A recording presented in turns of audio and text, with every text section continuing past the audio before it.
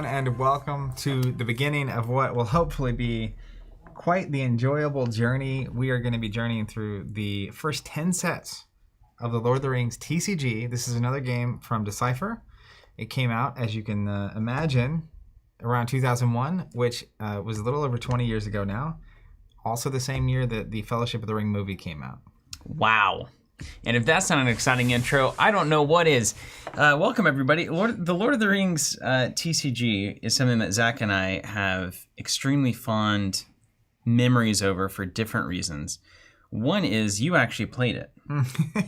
Yep. And my memories are of you playing it and me thinking it looked like the coolest game, but I never really got into it. And so me getting to experience this with almost no understanding of the game at all, aside from that throwback that we already did, is so exciting because I know it's one of the highest quality systems that has existed in tabletop. For sure. Of course, it's Lord of the Rings, which is an IP a lot of people are fond of, myself included. And this game came out, we were playing the Star Wars TCG. Yeah. That was kind of the main game. And then this is another game I played with my friend Will and my little brother on the side. But Will and I had this deal going where we'd open packs and we were splitting cards, right? It was like, I'm going to play the Nazgul, so I get all those cards, and you get all these kind of cards. And it worked to an extent, but we were obviously much younger, very limited. How old were you on at this budget. time? I would have been probably 13 or 14, and working with a very limited card pool. And so I'm excited to experience. We came in on, I think, the second set. Mines of Moria is about when we started playing, and we were on a Quiz Bowl trip, and we just bought we each got 6 or 7 packs, and we're just looking at the cards and stuff. Remember, that was the simple joy. Back when, now everybody kind of knows the score of all this stuff, and you have a full appreciation, and the set releases, and all the cards are available, and you know what's in the set and all that. Man, yeah, it used to be just a couple of buds ripping open some packs and looking at what the characters were. And let me tell you, one of my first Mines of Moria packs, I pulled a Balrog. Oh, and I was just like, okay, it's on. I gotta figure out how to use this thing. What does it mean? It's got the big, stat on there. It's like, what is even gonna happen? Also started pulling some of the tentacles from Watch of the Water. It was referencing other cards that you'd want. First time you hit some of your favorite characters like Aragorn's or Gandalf's, it's just you finally have this character. So I am excited to experience it. My kind of assumption on the way it's gonna go, there's 3 blocks: Fellowship of the Ring, 2 Towers, Return of the King. Makes sense. It's a classic blend. Yeah, some would say it's a trilogy. People have heard about that one before. But there's 3 sets for each, and then at some point along the way, there's a reflection set, which is why there's 10. And these 10 are often regarded as kind of the best version of the game. It's pretty unusual that things get better as they go along, right? As far as expandable games are concerned. I mean, a lot, especially those 90s, 2000 card games. You have to start stuff pulling. Happened, You got to start pulling some design levers that you really didn't intend to pull. Yeah, so those are the ones we're going to feature. We'll probably end up doing, several streams in a row for the Fellowship block. Then we'll do the 2 Towers block. Then we'll do the Return of the King block. And it'll just be experiencing all that this 2000s game has to offer. And we're doing that, and maybe we'll do that over the first half of the year, and then we'll do Star Wars TCG over the second half. You think we get both those in? I think so. Maybe. I don't know. Maybe. But we're happy to have all of you guys with us. We appreciate everybody out there being a part of this. I know there's some fond memories, some great nostalgia baked into this. We're happy to provide it and to let everybody can relive that experience. And I'm going to get to live it for the first time. And then also just thrilled to kind of catalog this game and what made it so special so that, 20 years from now, we can show our grandkids or great grandkids what we were into and why it was so awesome, and they can be like, why is this why we don't understand why this would be fun at all, and then we say, you're too young to understand, you're marrying a robot. You had physical cards? Yeah. Whoa, physical objects. I'm in the metaverse, Dad. Yeah. That's probably how it's gonna go. What's a dollar bill? Yeah. Anyways, so here's what's gonna happen today. If you're watching this at some point later, this is probably not the episode I would actually recommend you start watching. I wanted to note this before we got in. Yes, please do, yeah. We did this with Star Wars CCG. We just hadn't done it before, so we didn't know how to say it. And we have a Star Wars CCG journey. I think it was that's funny. It's 10 plus episodes of that exact same experience for that game, which is another one of those classics. You even get the Steven workplace risk assessment moment. Don't tell anybody.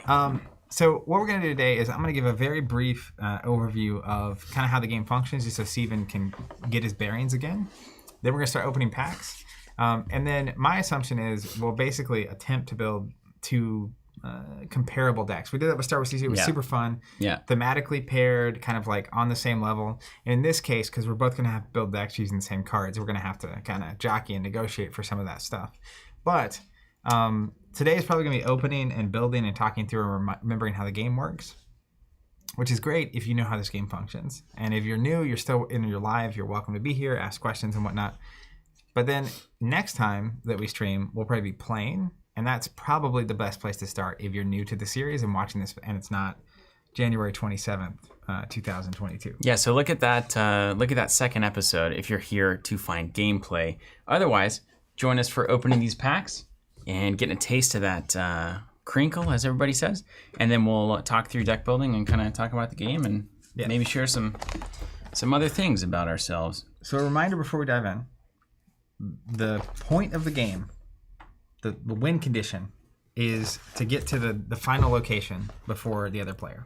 Yeah, easy enough. So we're going to have a location deck, and they're going to, in this case, we did a throwback like a year and a half ago, and we're using kind of advanced decks that were not anything I experienced when I was playing, which is each location has a site number, 1 through 9.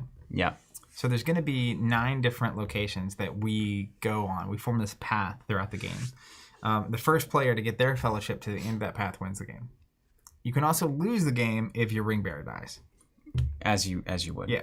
So the kind of tension of the game is whoever's the first player will each have a fellowship, and we'll each have half of a deck of fellowship cards and half a deck of like bad guys.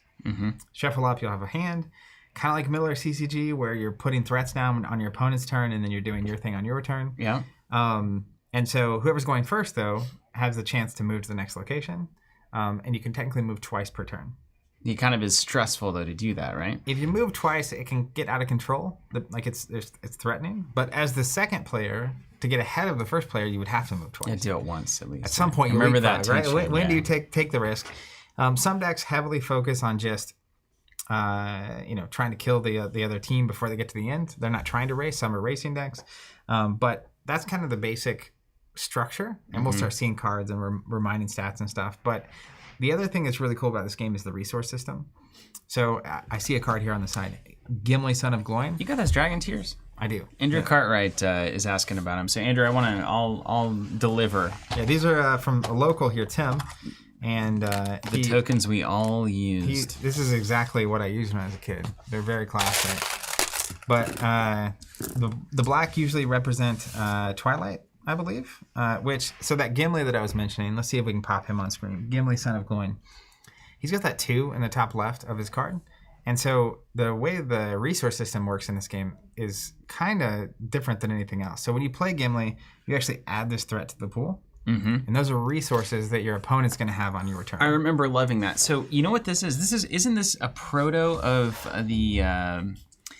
it was in the Kaiju and Digimon's using it now. Like the Chrono Clash or whatever. Yeah. So as I do, the more good things I do on my turn, you're gaining access to the resources that I'm using to do those things.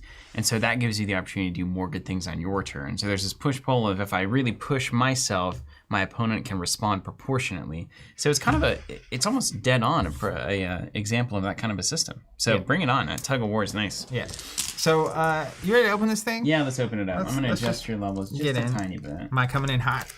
No, I think I just want a little more compression on it because with the crinkling and the weird noises, I don't want to blow people's eardrums out. All right, look at this. You got to love it. We got the whole fellowship here. You gotta love this packaging too, where you can do this kind of thing. And this is what you see on a retail Yeah, shop. you would. Look at that fellowship. So we just put it back here, where you can kind of still see it in the screen. One of the greatest movies, man. I thought Fellowship was just so good. It is. I remember I watched it. It still holds up as the trick. I watched Fellowship with Coach Maggard. I know he was a big Lord of the Rings fan. He was a huge. He was actually He was somewhat inspirational, maybe, in how I ended up here, in that he was ultimately very much into what we would consider, nerd culture or nerdy things. He loved Lord of the Rings. He loved the books. He loved the movies, Star Wars, that kind of stuff. Nerdy culture has gotten a lot more acceptable and positive since when I was a kid, even being Lord of the Rings was a little like... Yeah, I mean, it's like, what, you do what? But then he had a gathering every Thursday for certain on the football team where he essentially was like, hey, we're watching like Lord of the Rings and stuff. So he got a lot of people into it that would not normally have been into it. And we all watched it in the theater together with him. That's awesome. Took him to go see it. And I remember leaving the theater with the scene where, they're going across the river in the boat. Mm-hmm. Just thinking that it was probably the greatest cinematic experience story that I had ever witnessed. And I had not at that time read Lord of the Rings. So I was like, whoa. And then I read all the books. That's awesome. It's amazing, yeah. Yeah, I didn't learn how to read until late. Mm-hmm. Like 25, 26? Yeah. No, it was literally late second grade. Mm-hmm. My teacher realized that I couldn't actually read. Somehow. You were just like existing. Getting through it. Yeah. I had a couple good friends, Dave Moss being one of them, who would really be helpful in certain moments. And then you go to the bathroom at the right time where it's your turn to read. It's like, I'll be back. But anyways, That's so awkward, yeah. I did that summer. I had a lot of tutoring to learn how to read going into third grade, and not long after, I think it was maybe 8 or 9. Somehow, of all the things in the universe that were in our house, there was the Lord of the Rings. Wow, that's very surprising. I know. Actually, yeah. Well, we had a lot of old classic books. Iliad, Odyssey. There's this old I forget what they were called, but they're all bound the same way. It's like this big series of old books. Nice, like the classics, basically the Master series or whatever. Yeah. And some of those were too much for me at the time, even just to understand the words. Yeah. But I distinctly remember, it may have been my brother Daniel had a copy of Lord Makes of the Rings. sense. And I had it, and it was readable to a point. I had to look up some words or ask about it. So it's one of my first like big books that I ever read. Oh wow! And I was obsessed, but I also like couldn't talk about it. Yeah, because there's wizards and magic. Yeah, and your this family, kind of Zach's family, dad specifically was not into that. It was like during the 1980s, kind of D&D is evil craze, and so there was a lot of that kind of sweeping through our small town. And you got caught up in that, but good to sneak Lord of the Rings under there. Yeah, and then the movies came out. It kind of became a little more normal. Yeah, it was really helpful. Yeah, even just it was a big step. This is a cool comment I wanted to read real quick before we opened packs. Kevin saying, just FYI, your gameplay video of this game that you posted a really long time ago is what made me start watching your videos and live streams. That's cool, Kevin. Well, hey, we're glad to have you back or here for good. Derek says, it's my favorite card game ever until Netrunner. Taylor saying, hey, TC in chat, love this game a lot. Should it have been asymmetric gameplay like Netrunner? We can find out at the end of the 10th episode. I guess we'll evaluate. JBC saying, I used to collect this when I was 10 years old. That was 16 years ago, and I never knew how to play. So many of us were in that exact same situation. Caesar's Peak saying, it reminds me of buying booster boxes of Magic with my friends and opening them. Good times. So yeah, there's a lot of great stuff here. Let's get to it. All right. And I'll explain things as we go in terms of what it's just still so satisfying. There's a certain, I use the word too much these days. There's a certain romance to this. For sure. All right, so unlike, they did learn some things. Like the first card I pulled here is called Worry. Frodo looking really troubled here. Bagged. And I want to point out some stuff here. So first off, on the bottom right, you'll see the rarity. Mine says, who do you have? You have Worry, the card Worry? Yep. And it says 1U162, so it's uncommon. Right. U for uncommon. So common, uncommon, rare. So we at least have rarity on the card. Upside. Easy. Top left, you can tell it's got this black background with the 2 on it. That's the Twilight cost. So that's how many you're going to have to pay in order to use this thing as a bad guy. And you also see the handprint on the top right. Mm-hmm. Matches the Uruk-hai, Saruman, Army of Saruman stuff. So that's like the faction, right? And then I have Uller Astea. I don't even know how to say that. Astea? Uller Astea. Lieutenant of Mordor or whatever? Yeah, a Nazgul. And you'll see the different kind of faction icon and what's going on and stuff. The location thing I wanted to point out, though. Show me bag end. So like on bag end, on the top left, it's got this 1. So that's the site number. That's a starting location, right? Okay, so that's where you start. Makes sense. Yeah. So we'll actually each have a stack of locations that are 1 through 9. And then whoever's moving to the next location first, and we'll put little markers on each one of these to say put ours in. The opponent puts 1 in. So the bad guy gets to choose the next location. Oh. But you only have 1 location 3. So these are kind of like surprise elements. Okay. You know what I mean?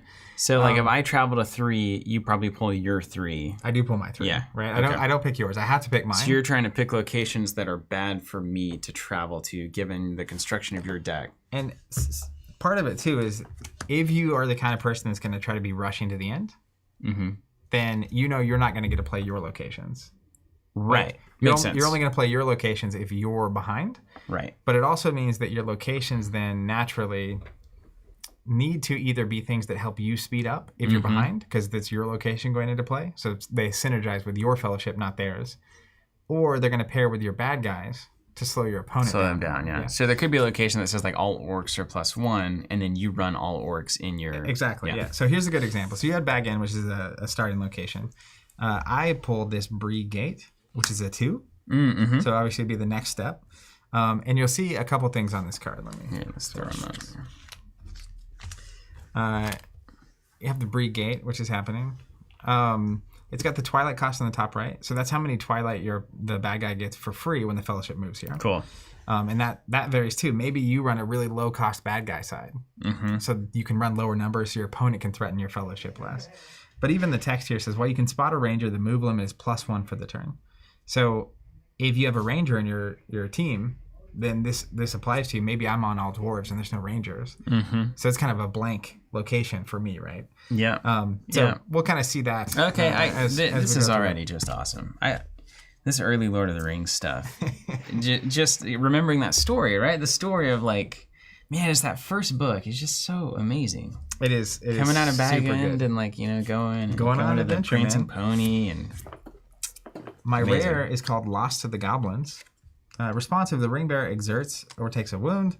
Discard a card from the top of the draw deck for each, whatever kind of minion this is, like orc. For each shadow card, discard this way, add a burden.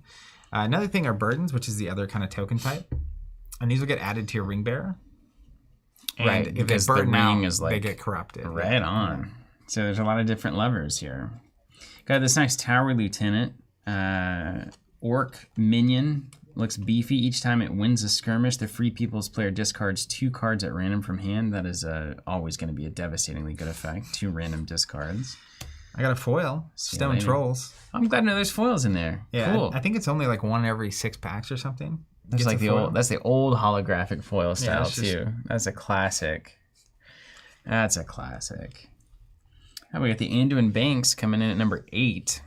It's a river for each companion in the Fellowship over 4. Add 2 to the minion archery total. So the more your Fellowship has, the more they're going to get shot at by arrows. Which is cool because this is an 8 location, right? Yeah. So if you have this in your deck late and you're running that kind of Fellowship that keeps its numbers low, exactly. Yeah. this is better for you. So you can have a sneaky Fellowship. Yeah, and a lot of times 8 is the location people will double move from. Right. To So end like the game. Get to the end, they try to end the game, you go for it, right? And there's all this tension. But if you have a really small Fellowship, this won't penalize you for double moving, where it might stop your opponent from going. Yeah. Yeah, cool. Dig it. Also for the rare here, got Goblin Swarms. So you play to your support area. If your traded orc wins a skirmish, discard cards and wounds on that orc and stack it on this condition. And then Shadow, play an orc stacked here as if it was played from your hand. So it looks like you can put orcs here when they win, and then you can keep redeploying them in future scenarios. So that's going to be incredibly good. Because another just already key component of the game is that when the Fellowship stops, the board clears on the bad guy side. So most of the stuff you play on your threat area, right, is going to disappear over and over. So things that let you keep those things around are quite valuable. What is a roaming minion? Do you remember how the roaming mechanic works? Yep. So if we pull up that Euler Astea, Asti. What's up, Players Council in the chat here? Hey, while we've got you, are you from? Is there a Players Council? I assume for this. Yeah, I do think there's a group. It went silent for a while, and then they started doing stuff. So feel free to shout those out in the chat. So roaming is, if you look on this, we have that Nazgul pulled up. Bottom left, you see this like compass looking thing with a 3 on it. So that basically means that he would appear on location 3 or further. And if you play him to a location before that, like this 2, he's considered roaming. Okay. So like some of these numbers might be a 6. So like the Balrog, maybe you can't play till really late in the process. Oh, right. But if you play them as roaming, they actually cost 2 extra to play. Okay, cool. So you're kind of safer up front from the big threats, and then they're also considered roaming. So if you have card abilities that penalize roaming, right, that's what that would represent. Okay, I got it.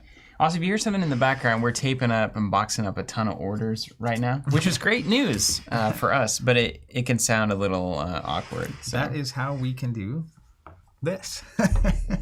Yeah, that's right. So as I'm going, just from an organizational perspective, all the good guy looking cards, so they're these kind of symbols, I'm putting in one stack, and then all the bad guy looking stuff. And you can tell from the resource cost in the corner. And I'm just going to drop the locations down the middle as well. That'll be... We just have a universal. Yeah.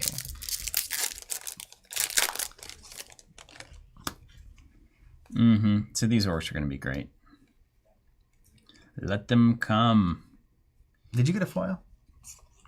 No, I did not. I opened another foil. Wow. More importantly, though, I opened my rare is Gimli, Son of Gloin. Hey, that seems good. Yeah, get in main characters. So another core rule. Yeah, this may not be an awful stream if you don't know what's going on. We're kind of breaking them down as we go.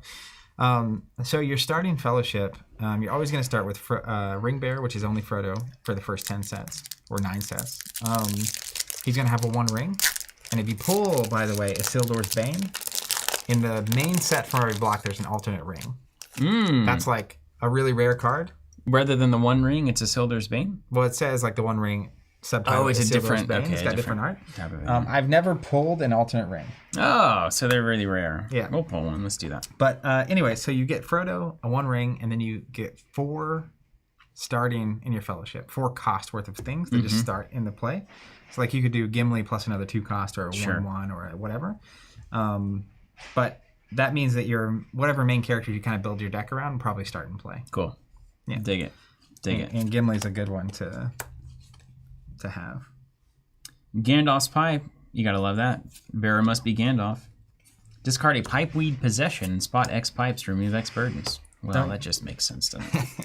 They're still leaning into the lore, right? Ooh, did get a foil here. Foil common. The Uruk-hai raiding party.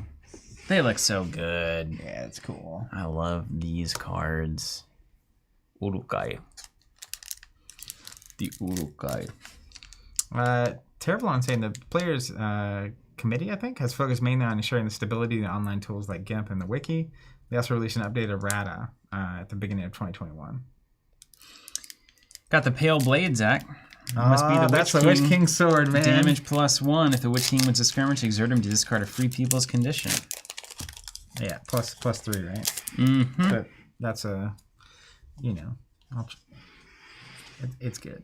I got Gandalf's Cart. It's an uncommon. I love this kind of stuff.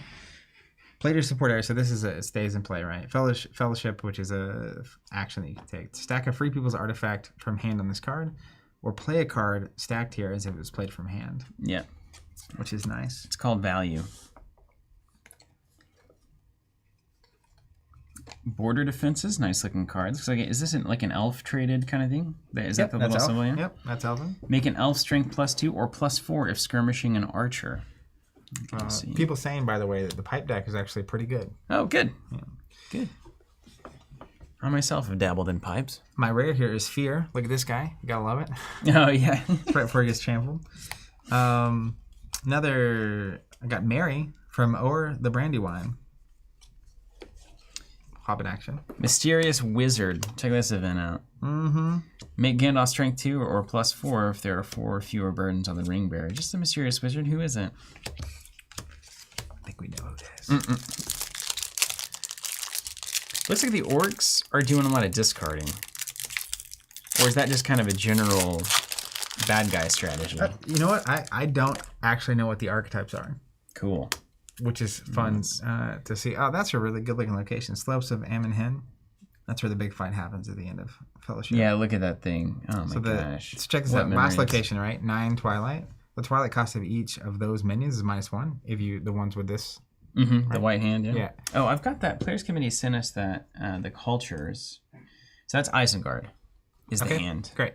And then let's see, what else do we have? The weird eyeball thing on that one Moria? is Sauron. So, okay. And this is Moria. is Moria. Yeah, the weird goblin-y, Moria, underground-y kind of thing. So I'll keep us hip to that. Players Council saying Sauron orcs have a lot of discard in the Fellowship of the Ring block, but Decipher moved away from that archetype because it's not fun to play against. Yeah, right. Yeah, that's why I'm immediately drawn to it. Isengard, Sauron. Okay, that makes sense.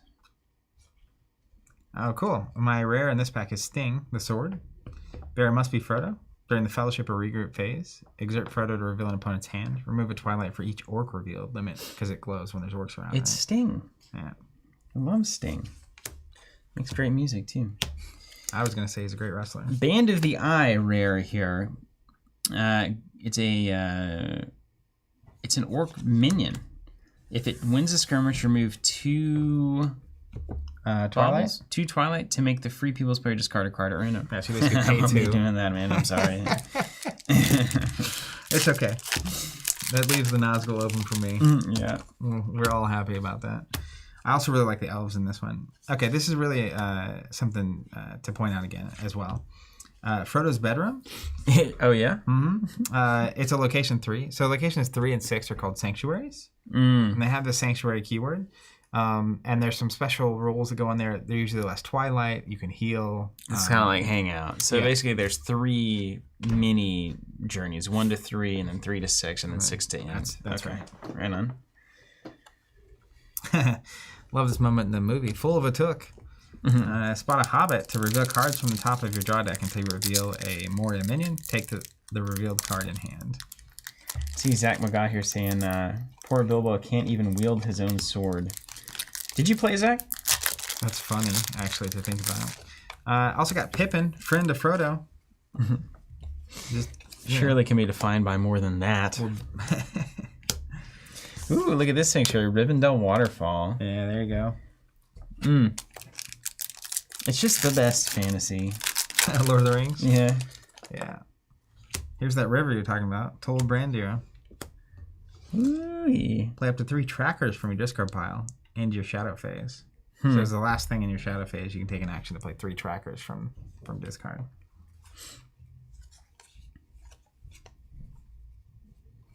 You love to see this. The Bridge of Khazad-dûm. Seems important. I remember that from the movies. Yeah. Play the Balrog from your draw deck or hand. The Balrog's Twilight cost is -6. Yikes. Okay, well, that kind of writes itself. Yeah. Check out this rare Desperate Defense of the Ring. To play, exert a Sauron Orc.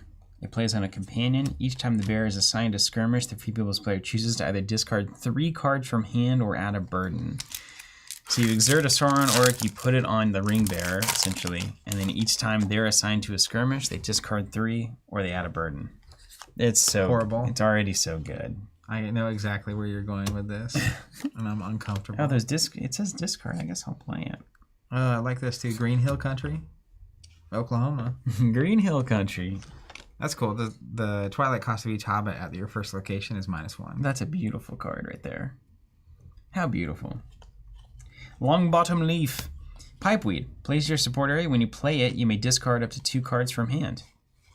All right. Well, I guess maybe that could be good. I don't like discarding, but my rare was the Tale of Gilgalad. It's a really elfy looking card. Very you get cool. +1 health. Tail bearer must be an elf. Skirmish. Discard this condition to make the bearer +2 strength. Nice and simple cards. Oh, look, I got the one ring. Well, that's good. We're gonna need 2 of those and 2 of this Frodo. I got we Frodo, need 2 son of the Frodo. one ring. Yeah. I was hoping. I have. Someone asked earlier if I still have my cards from when I was a kid. I do. Just put it in the mutual. Yeah. So I have that stuff. So if we didn't open Frodo's and basic rings, I could bring them. But I also assumed we would. Shores of Ninhithiel. Spot 5 orc minions to prevent the Fellowship from moving again this turn. Location 8. So if you're playing orcs, spot 5 orcs that can't even double. Ooh, very good. Midgewater Marshes. This place is creepy. A foil, they are coming. It's coming. Ooh, 2 foils. Rare Urtgard. That's interesting. Someone said earlier that the odds of 2 foils are very low. You just, neither of these cards are Wow, cool, but notable, it happened. But it did happen. Talk about collation. Gimli, Dwarf of Erebor, so another form of Gimli here, it looks like. It was the common ring. Just so we're right. We may have pulled the card that's the rare one. People were freaking out because of the rare ring. Hasn't would be, happened yet. Notable. But we did get rare Bilbo Baggins himself, retired adventurer. Exert to shuffle probably a Shire card from your discard pile. Let's get that leaf on the top right. Yeah. Yeah. The leaf is Shire. How did I know?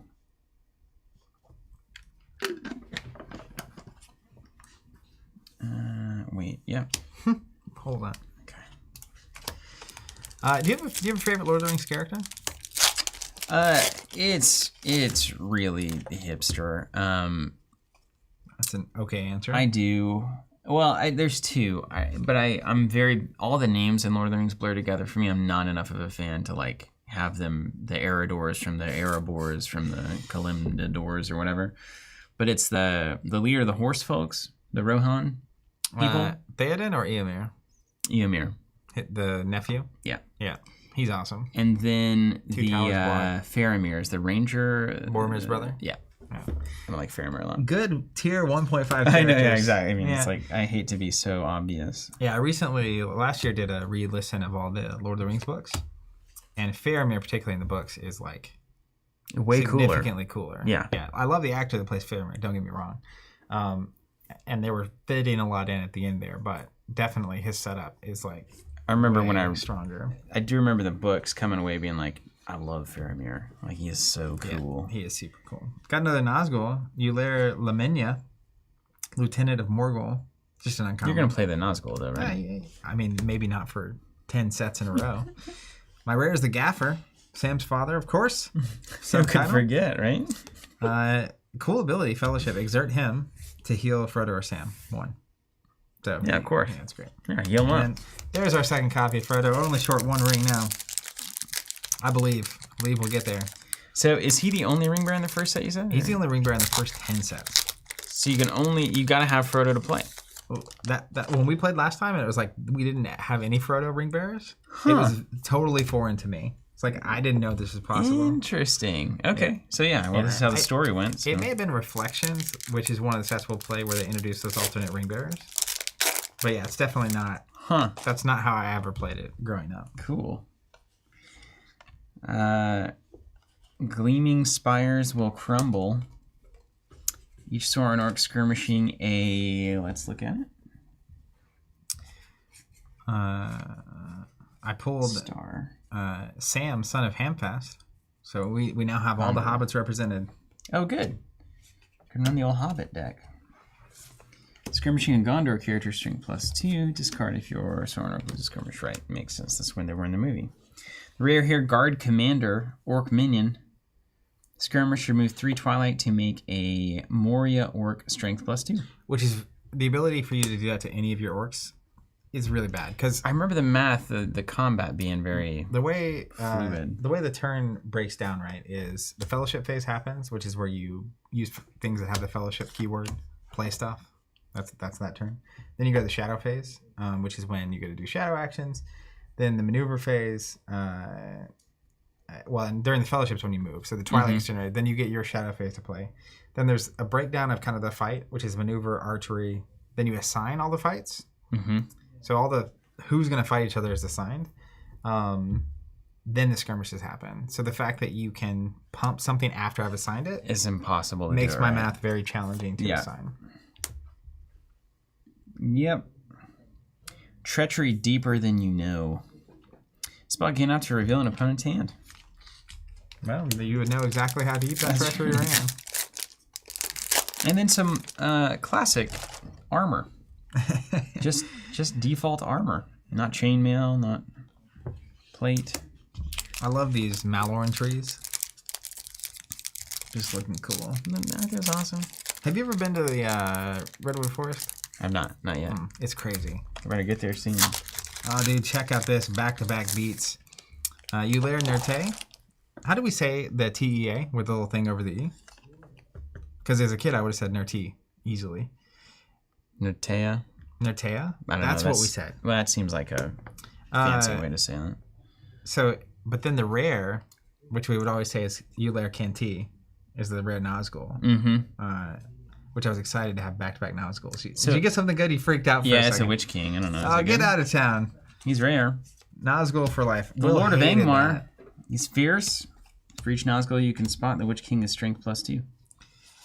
There's he was involved, but there's a thing you can do with him. I don't remember how it works. It's what my deck centered around, though.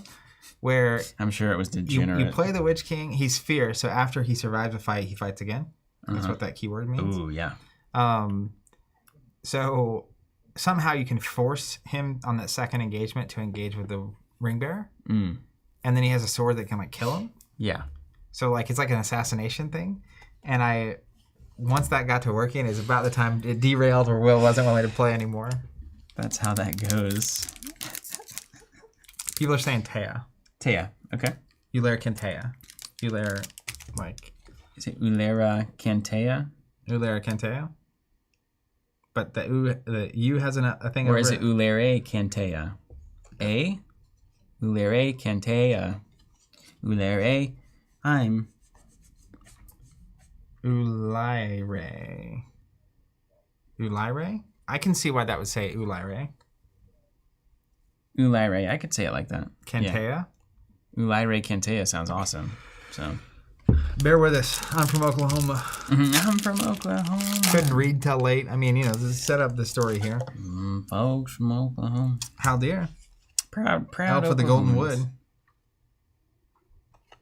He was also really cool in the books. Ooh, 2 characters. That's fun. Yeah, less so in the film. He's kind of a... East Road. Each companion's Twilight cost is +2 as a starting location. So that's, again, depends on what you're trying to do. Are you playing stuff or not? Drums in the deep, man. Boom. Make a Morio Orc strength +2 or +4 if it's fighting a dwarf. So Faramir, you said Faramir and Eomir. Eomir's not going to be in for a while, of course. Yeah. I don't think Faramir is either. So probably for a while, yeah. You're a 2 towers block cat. We'll eventually get Somehow there. I'll get by. Got Boromir there. Have we seen Boromir yet? We haven't had Boromir yet. Son of Denethor, if you need remembering. Exert to make a Hobbit strength +3. He's a little Hobbit helper. He's a little Hobbit helper, that's right. And then the rare here is the Misadventure of Mr. Underhill. To play Exert an Uruk-hai, place your support area. The Twilight cost of each companion played to a site which is not a sanctuary is +2. Forever? The conditions might go away. That may be... Or you have stuff that can remove them. You exert an Uruk-hai, you put it in your support area. Twilight cost of everyone not a sanctuary is +2. I've seen a lot of cards you exert to remove conditions as well, so I bet there's probably some back and forth there. Uruk-hai raiding party. It's gonna be so You might be fun. interested in this. The rare here is Orc Banner. Place your support area each time the... were you on the Sauron Orcs? Sauron Orcs. Yeah. I don't know, we'll see. Each time a Sauron Orc wins a skirmish, each Sauron Orc is strength +1 until the regroup phase. Ooh, so they just keep getting better, right? Yeah. A foil Gimli, Dwarf of Erebor. It's the uncommon. Cool, so, cool. medium excitement here. But looks good nonetheless. Got another copy of Sam. Also, this game has a dead pile. So if a character dies, it doesn't go to your discard pile, and they can't come back into play because they dead. Stands to reason. R.H. Tao says, the nostalgia. Yeah, that's right. Yeah, conditions are permanent, so we'll have to actually put the cards in to remove them, which is sounding more and more worth doing. The, Got Aragorn's pipe as well. there it is. Pipes are coming up. And Rosie Cotton, the Hobbiton Lass. All right, come on. Is she rare? Nope. And got Rare Mary. Rare Mary. Friend to Sam. I'd say they're a little more than friends. The Last Alliance of Elves and Men. I love this actual art.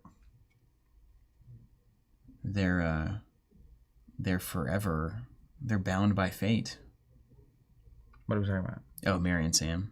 What's Mary, friend of Sam? Friend of Sam say. If Mary is not assigned to a skirmish, exert him twice to add his strength to another companion. That's super good. What does exertion do? Is it put like exhaust tokens on basically? So it's wounds. Oh. How many health does he have? 4. Yeah, so he would take 2 damage to give something +2, but that would probably be you pair it with like the ability to heal. Mm-hmm. So he's never in the fight, but he's just helping make someone else stronger. Is his strength 3? Yep. So he adds 3. Okay, that does seem so good. And sometimes you need to get to a certain number. Yeah. To be able to overcome something, but you can't like double up on a character, right? Yeah. There's kind of a game. There's a total game to that. There's another Mary, a double Mary pack. Mary is one of my favorites as well. It was so Mary and Pippin. I'm a huge fan of Mary and Pippin. When I was a kid, the characters that I was drawn to, like in my recent reread, the hobbits were way more appealing to me. Yeah. Than ever before. Well, you're an adult now, you know. Yeah. You appreciate things like friendship and merriment. Sure. Yeah, and food. And enjoying life. Yeah, right. Yeah. Sword of Minas Morgul. There must be Ulere Lamenia. See, you just sound like Gandalf when you say that, which is nice. Master Proudfoot, distant relative of Bilbo. If the Twilight pool has fewer than 3 Twilight tokens, add 2 Twilight to reveal the top 3 cards of your draw deck. Take all Hobbit cards revealed in hand and discard the rest.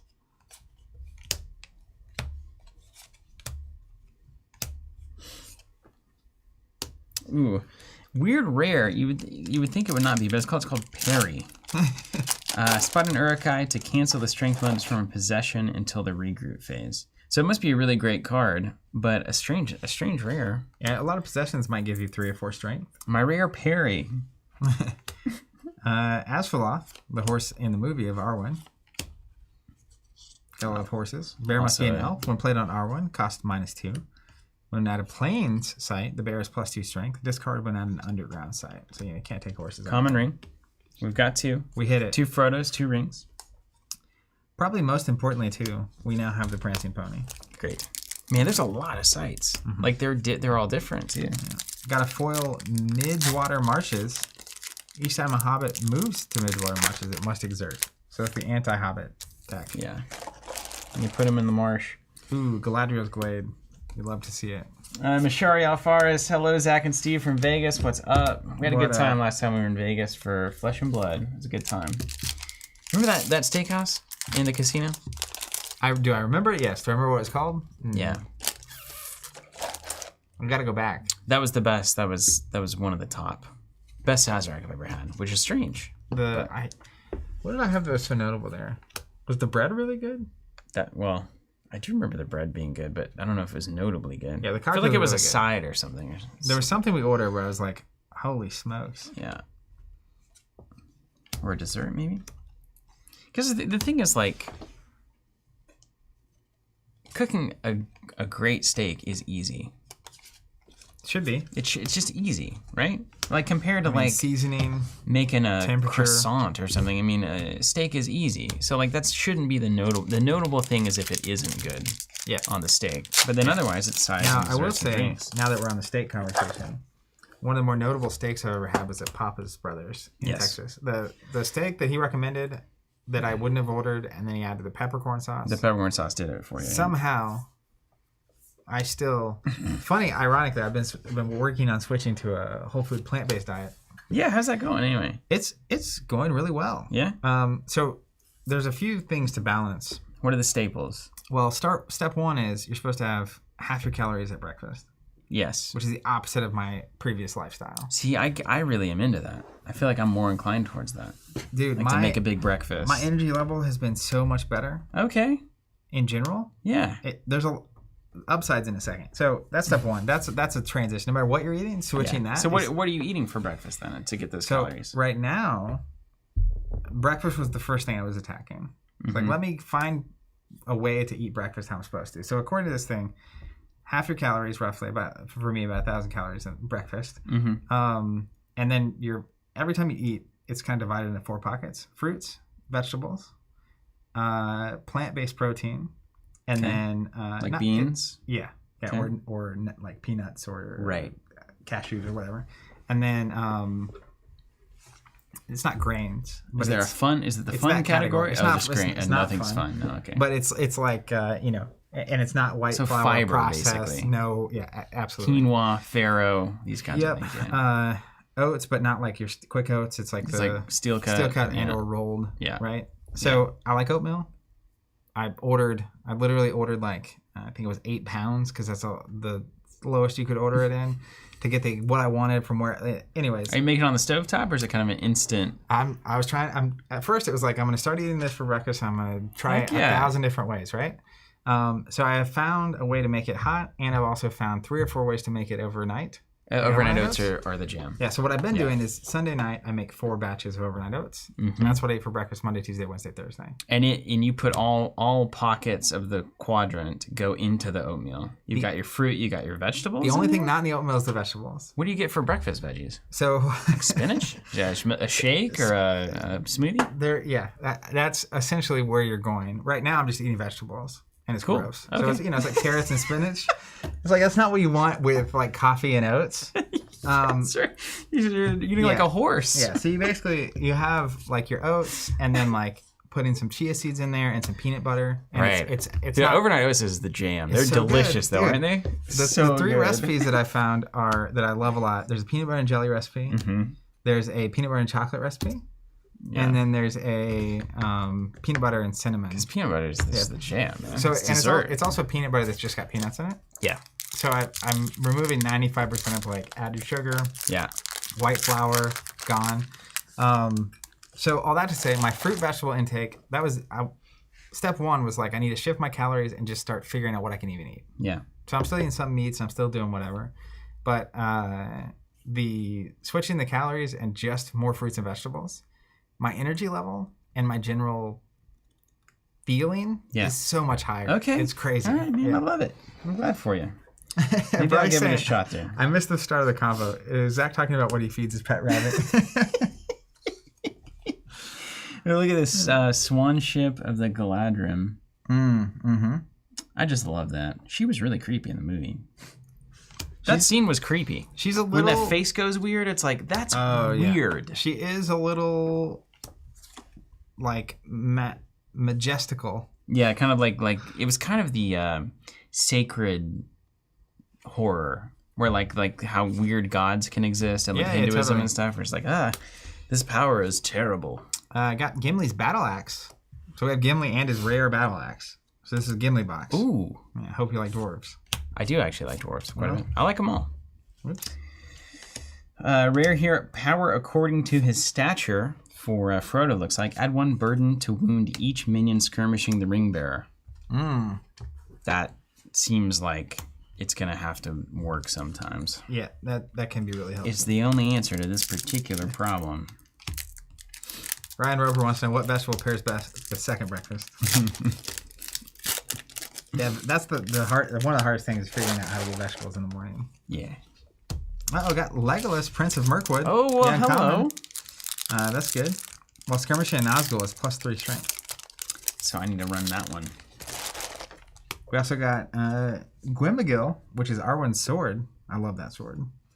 Bear must be Arwen. We're just missing Arwen. We got her sword, or her horse, and her sword, but no Arwen yet. I believe one of my favorite Arwens from the game was in this set. There's the Lothlorien Woods. Got a classic Nazgul sword. Just a basic. Imagine you wouldn't hate that. And then Hate as the rare. Exert a Sauron orb to wound a companion except the ring bearer. This seems like a 4 of in a lot of decks. Just straight up damage to something. The old Goblin Marksman, those things were annoying. But how cool was it that Legolas was just like rocking them? I'm just better than you at this. Brutal rare. In like a good way for the what do you call the Sauron guys? White hand? Saruman. Isengard, right? Savagery to match their numbers. Make an Uruk-hai strength +2 or spot 5 companions to make an Uruk-hai +4 in fierce. Hello. So they +4 and fighting twice. And they keep fighting. Kratos' voice. One whom men would follow. Sounds like Aragorn to me. Ooh, the old rare is the Cave Troll's Hammer. Bearer must be Cave Troll of Moria. Gives it +1 damage and +3 to its stat. Do we even get the Cave Troll? We haven't gotten it yet. No? Well, yeah, that's the Decipher Magic, right? Robert saying this is a great box. How do we say it? Ulere. Ulere. Nelia is not that crazy. Ulare. The Pass of Paradise. I think you opened all but one of the foils. That's how I feel. Yeah, that's usually how that goes, huh? My rare is Return to its Master. If the ring bearer wears the one ring at the end of the skirmish phase, cancel all remaining assignments and assign Nazgul to the skirmish the ring bearer. The one ring's game text does not apply. This is how I would do it. So if they ever, you can put the ring on to get special abilities. Yeah. And stuff. And if they ever put it on, you can respond with this card to directly assign a Nazgul to the ring bearer. Oof. And they have to fight it. Yikes. So if they're on the Witch King path, don't put that ring on. They'll find you, which is very thematic, by the way. Ryan, sorry it's weirding you out that the face cam is reversed in the tail cam. Yeah, this is our like overhead shot, and it is not ideal. But it's easier to just like feel like you're a person here. Yeah. So we like it for that. Thararan, the Dwarven Smith, and then finally Greed. Greed and final Hate, rare. your final 2 packs. To play, spot an Urukai, plays your support. Maneuver, spot 6 companions and remove 2 wounds or 2 Twilight. Remove 2 Twilight, 2 wound a companion except the ring bearer. Okay. Cleaving Blow, Hobbit Stealth. And Frenzy. All right, we got 1 box in. I want to put the bad guy stuff here. So here's what I'm thinking. We'll get to the site. Just kind of put them in their trait categories. Yeah, so if you want to take these, your good guy stuff, and we can just divide by the type. Okay. Types of cards? Like the color, and the logo that's on it. Yeah. It's going to be I think pretty quickly we can start figuring out what we're building around and what we're doing. And are these are the faction colors? Mm-hmm. Okay. That makes sense. I see it on the top there. And I don't imagine you probably go like totally mono, right? It's definitely not. Yeah. Yeah. Now, on the bad guy side, a lot of times you'll lean, especially once we get, like, there's more cards involved, you will lean that direction. But I don't think you have to run just one color.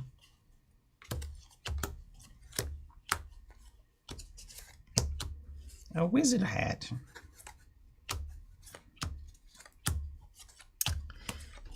And so we'll start with 4 costs worth of characters in play as our starting fellowship.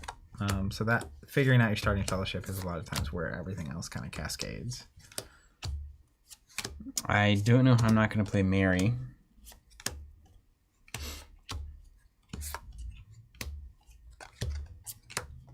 And so allies are not in your fellowship?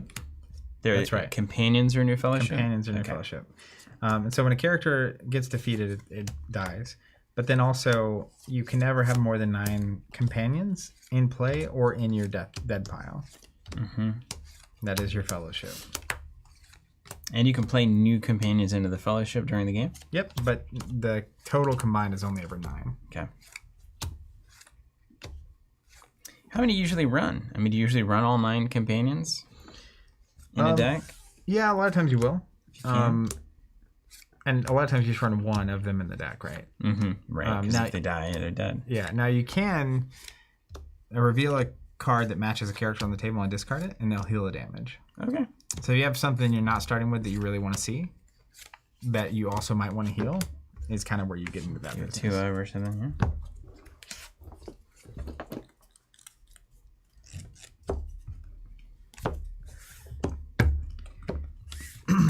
All right, so if you want to pile these up? Sure. And did you see any cards that you really liked? Any characters that you really liked? Definitely gonna play that Mary. Yeah, in fact, I'm gonna go through here and grab the characters. Mary, son of Mary. I kind of want to do all hobbits, to be honest with you. That's a fine place to go. We've got Pippin. We've got Bilbo. We've got Bilbo's an ally. We got Frodo. We got Pippin. We've got Mary. Friend to Sam. We've also got Mary from O'er the Brandywine. So that's a good 3 there of That's probably a card you'll end up wanting. The Boromir, Son of Denethor. So if we did like Frodo, Merry, Pippin, and then I have 2 left for starting with. Let me grab you. There's more hobbits here. A lot more. Hobbitses. If you're truly going Hobbitsville. Alright, here you go. There's some more things. Hobbit companions. What would the next one be? Sam, I guess? Yeah, Sam, there he is. Samuel's saying you might have a go-to starting fellowship that will be one of. If there's someone you really need, you can include more than one. I think they can heal the one play. Yeah, that's right. I mean, this seems like exactly what you're supposed to do, right? Merry, Pippin, Sam, and Frodo. Like, 4 starting. This is the ring. The ring team? Party. I mean, this is the whole game, right? Yeah. Let's grab the ring real quick. This is your ring. Everyone's saying to start Boromir and 1 Hobbit, otherwise they'll just get stepped on. Which is kind of interesting, right? What that look like? There's got to be a way to build that. I mean, stepped on, we'll see how step on it is. Okay, so you're in Hobbits, and then Boromir seems pretty synergistic. Let me get the characters on top real quick. I was going to say, because you're basically looking at probably cards that complement here. Yeah. Boromir, Merry, Frodo, that seemed pretty standard, yeah? And just based on what we got, I'm probably going to end up on a Gimli Legolas situation. Run, Simon, Pippin. Yeah, Tim saying you can go stealth Hobbit, so that's a concept. They did that in Lord of the Rings, the LCG as well. They had that stealth mechanic. So I'm just gonna separate out my Hobbit cards and see what I'm working with here. Yeah, for sure. And then this wizard stack, we don't have Gandalf. All this is going to pair with him. So maybe someday in the future, that'll be fun. And I probably don't run both versions of Merry. I imagine that wouldn't make much sense.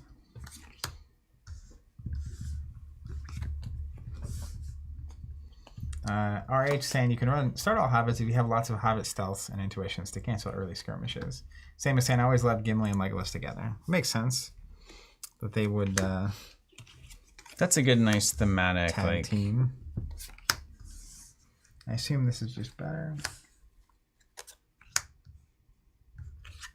Yeah. Thematic pair. Yeah, like you get to play the plus dwarf elf, and then I'll take the hobbit. We're hobbit man dancing on each other's cards so much. So let's see what companions there even are. Got these generic Lorien elves. And then another thing Hobbit too. Stealth right there. So stealth. Explain the stealth mechanic. Do we know that one? You're probably gonna have like starting such and such under X, Y, Z. Hobbit Stealth skirmish at sites 1 to 5. Cancel the skirmish involving a Hobbit. At any other site, make a Hobbit +2 strength. And it's got the stealth keyword, so it probably has to have a certain prereq to play a stealth card. Be my guess. Under X.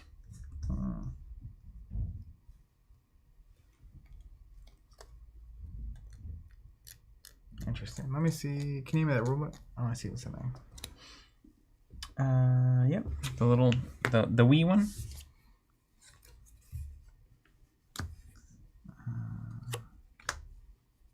Stealth. Bradley's saying stealth is an unloaded keyword. Unloaded keywords. Class and race are unloaded keywords. The race of man includes this. Oh, so there's no prereq. It's just telling you it's a stealth card for the purpose of other cards that target stealth cards. Yeah. Okay. That's right. So, I'll take it. Man, this brings back some memories. I keep calling him Sam, son of Hamfest. Somehow very fitting for a Hobbit.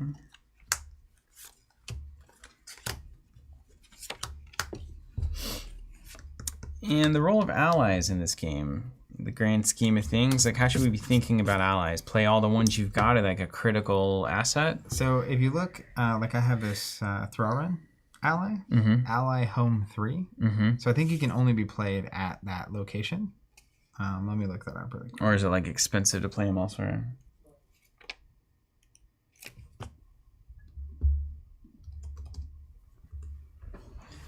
For the home site of allies, use the site identifier. An ally from the fellowship block has no home site in the tower block. Interesting. Wow. Playing allies. Allies are characters that do not count as members of your fellowship. Play them to a row behind your fellowship called your support area. An ally may be played during any of your fellowship phases. You do not have to wait until your fellowship is at its ally's home. There's no limit to the number of allies you may have in play. There you go. Thanks. You can play them anywhere, but they can only participate in skirmishes at their home site. Wow. So then otherwise, can they use abilities or anything? Or Yeah. So like Orphan, it says ally home 6 archery, exert him to wound an Urukai. Mm-hmm. So he can do that anywhere, but he can only fight something one-on-one and be assigned at his home. So it's kind of like a distant helper. All right. And back again. It is a Hobbit's tale after all, I suppose. Lagatha's pipe. Sting. Hobbit S-word. There are so many different cards. Also, this is a foil that fits your color pie. Oh, thanks. Old Toby. So many different cards. That's really Yeah, cool. look at all these different cards like that they're including. It's sprawling.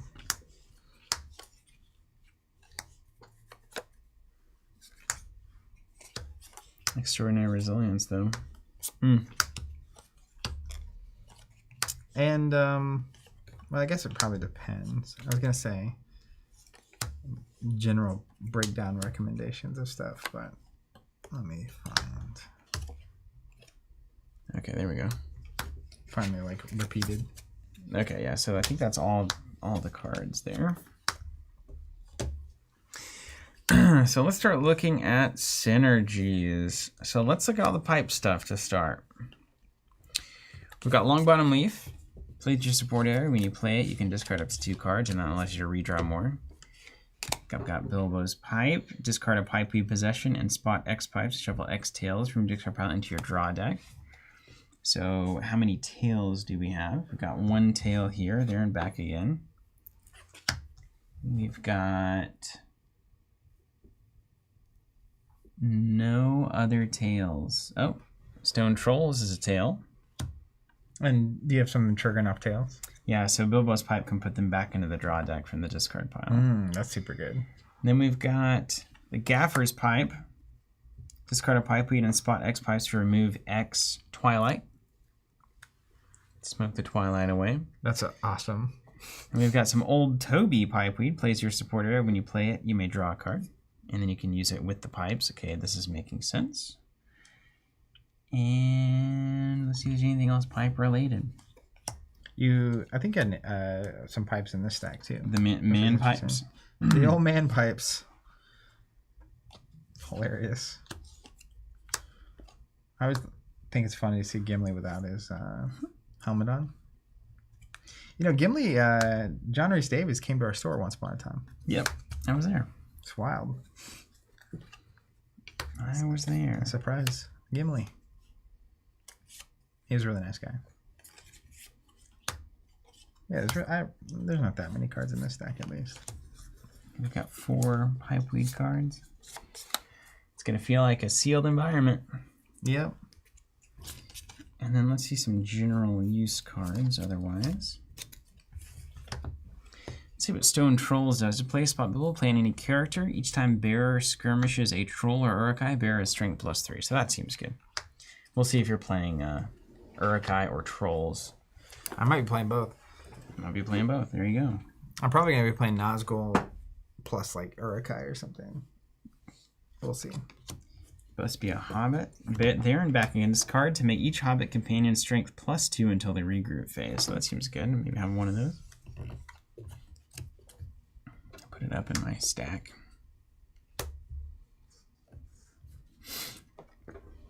Let's see about the next. Let's see about all these allies. Hobbit Party Guest. At the start of each of your turns, heal this ally. Exert it to heal another Hobbit ally whose home is Site 1. Okay, so you can heal other allies. What other allies do we have at home 1? We've got Rosie Cotton. Sam is strength +1. Exert to heal Sam. Okay, so we're going to build a mousetrap here, aren't we? Yeah, and then the Gaffer exerts to heal Frodo or Sam, and then Hobbit Party guest exert to heal these guys. We've got a party going on. It's a series of tubes. Yeah. In Hobbitsville. Master Proudfoot, also home 1. If it has Twilight Pool has fewer than 3, add 2 to reveal the top 3 of your draw deck. Take all Hobbit cards into hand and discard the rest. Okay. Mullet Man says, you have Gaffer and Rosie Cotton too, which is basically like a Hobbit hospital. Yeah. Yeah, that's exactly what we're putting together here. Turvlon says, you got to do 2 Bounder. Whatever Bounder is. Yeah, and then we've got Bounder coming in. We've got Hobbit Farmer at home 1. While you can spot your site 1, this ally has the game text of that site. So if you have him in your opening hand, he gains whatever the opening text is. And then Fellowship exert, spot opponent's site 1 to replace it with your site 1. Okay. If you happen to get him on the first turn, he's really good. While you can spot your site 1, what does that mean? Were you there? You know what? Actually, you probably get that if it was your site 1 that's played. Mm-hmm.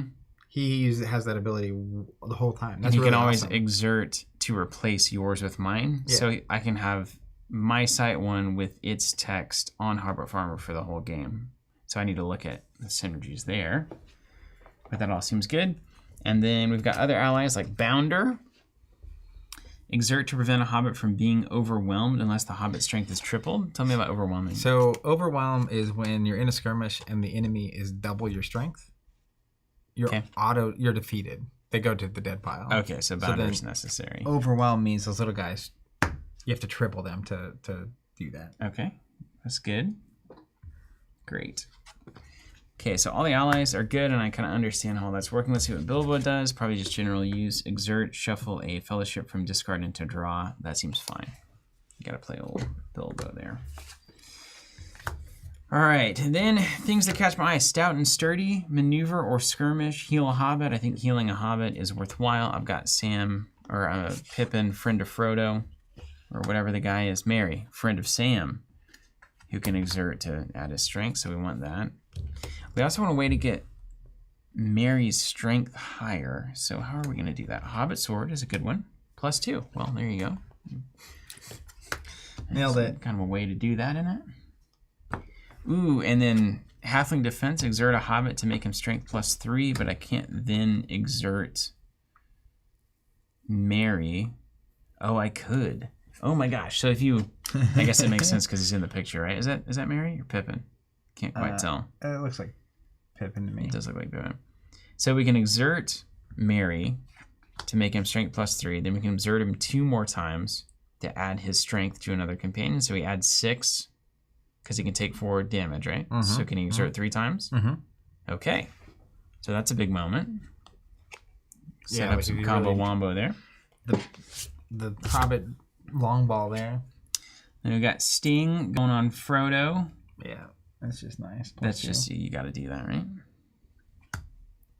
Okay, Hobbit Cell seems like everything we want. So we're going to put that in our general use stack. Yeah, it kind of stacks on itself, right? The sites 1 to 4. Connected. It reminds me of that. Oh, her Hobbit Intuition's so good with Mary's ability. What's Hobbit Intuition do? At any other site, make a Hobbit strength +3. At sites 1 to 4, cancel a skirmish involving a Hobbit. Oh yeah, that's super good. Yeah. It reminds me a little bit of Middle Earth CCG in that the decks kind of tell a story. Like you grab one thing and it works with other things and like very quickly, especially out of a single box. Yeah, it gets there, doesn't it? It just becomes you get down to a finite amount of cards you would even really play. Frodo. If you have any questions, let me know. Yeah, no, it's working. And so in the process, you're gonna have 30 free people's cards and 30 villain cards, basically. Like that's gonna be your combined deck. 30 and 30. Okay, 30 is easy to build. That's not too overwhelming. To make a Hobbit strength +3. Okay, and Boromir is sick too. Okay, so they're all. It's a bamboozly game. It's like you put the chips on the table and then everything shifts. Everything shifts. Yeah. Okay. That is the. And it's like, well, I'll exert here to do this, and now I'm +3. And yeah, and it's kind of a gotcha game. Like can you get them? So to speak. Can you get you me before I get you?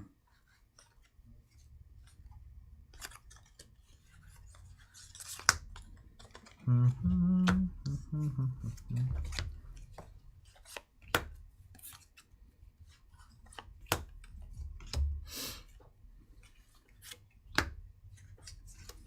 all my allies. I swear I just saw this card.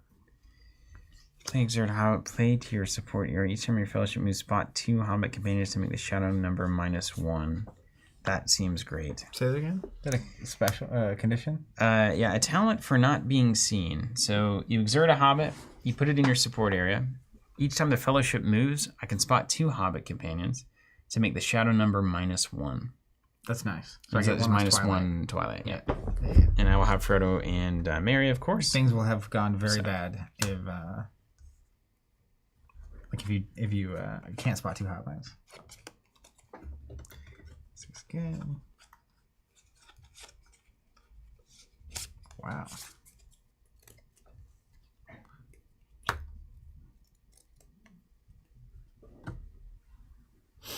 It's not gonna happen often. And what's a burden? So if you look at Frodo, he's got a resistance. Mm-hmm. 10 versus 10. So he can have up to 9 burdens. At 10, he goes corrupt. And is it just through cards, or is there a base mechanic for burdening a ring bearer? The ring itself. So the response says, if the bearer is about to take a wound in a skirmish, he wears the 1 ring until the regroup phase. While wearing the 1 ring, each time the ring bearer is about to take a wound during a skirmish, add a burden instead. Got it. So he basically puts the ring on and then switches the damage incoming to burdens, and he gets this. I don't think he gets the +1 unless he has the ring on. Okay. The +1 ability.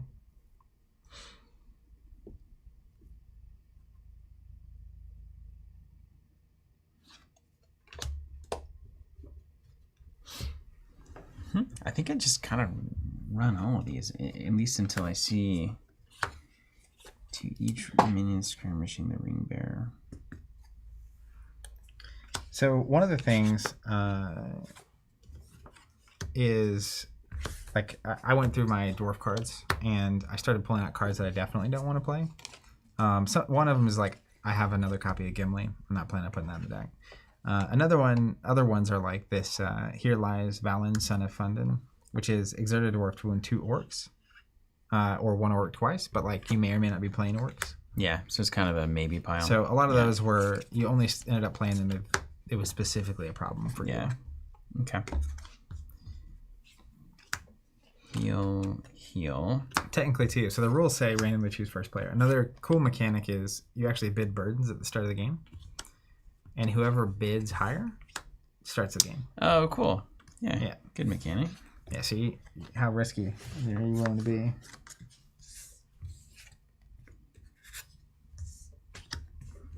Wow, elves also are discarders. Okay, I get this.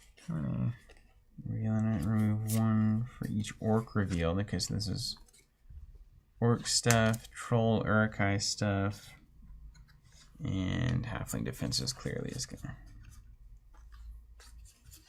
It's all strength cards. Where did that got you? Go? Okay.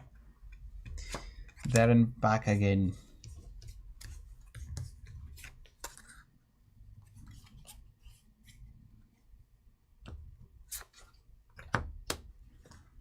And then some things are unique, you know, so maybe only run one of them.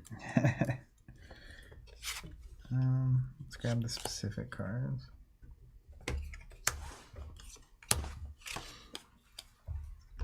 Okay, and are these all the man cards? Those are all the man cards. And you may not end up running that many. You may just run, if Boromir's your only man. Yeah, because it's like about rangers. Like, I don't need that. Armor. 2 wound, and could do that. Finishing plus 2. He is defender +1. I'm going to guess that Boromir. What does defender +1 mean? Would that say it on there? Defender +1 means that normally you can only assign 1 minion to a character. Mm-hmm. He can defend 2 characters at the same time. Okay, cool. So this is for a different Boromir, I'd imagine. Yeah. It also might be if you're wanting to not assign people to the hobbits. Like, he can take 2 people. He might be able to. It's not like it's 2 different fights. Well, point is that he has to be a defender +1 to get this bonus. Is what it's saying to me. I think. So I don't think he has that on his. Yeah. Natty. There you can make him a defender +1 with Elendil's Valor. Coat of mail as well as armor. Heal a companion or remove a shadow condition. Yeah, that seems good. Ranger we don't care about. We don't care about Aragorn. Oh, Dagger Strike. Okay, now we're getting some synergy. Gondor or Shire Companion bearing a hand weapon, strength +2 and damage +1. What's up? Here we go. Bearer must be a ranger, no. Exert a ranger, no. Spot a ranger, no. Make a ranger strength, no. Spot a ranger, no. Exert a ranger, no. Exert a ranger, no. Or Aragorn, no. Ranger, no. Spot a ranger, no. Ranger. Shield must be a man. Armor is man. And Great Shield is man. Okay. So if we don't play so many of these cards, that's good. makes it less simpler, right? So I've got an interesting scenario because I'm kind of split between these two characters. I think I'm gonna go 15-15 for easy. 10, 11, 12, 13, 14. And do your starting does it sound to your deck size? 30? Your ring bearer and ring don't. Okay. The others do. Yeah. All right, so let's look. 1, 2, 3, 4, 5, 6, 7, 8, 9, 10. I'm gonna leave these guys out for now. Let's do some Marys. 11, 12,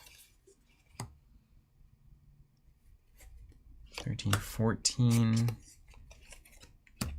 Maybe we don't do Pippin yet. 16, 17, 18, 19. 21, 2, 3, 4, 5, 6, 7, 8, 29. 1, 2, 3, Can you have multiple copies of Lord of Moria out? It says place to your support area, each dwarf is damage +1. And I'm pretty sure that in the resolution, so if you win a skirmish, you deal 1 damage. Damage +1 means you deal 2. Right. That kind of thing.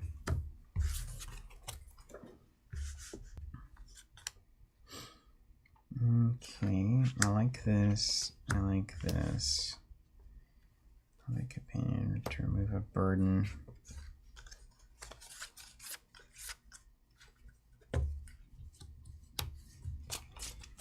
Remove a burden instead. Let's say that maybe is enough. You can have 4 in play because it doesn't have a unique dot.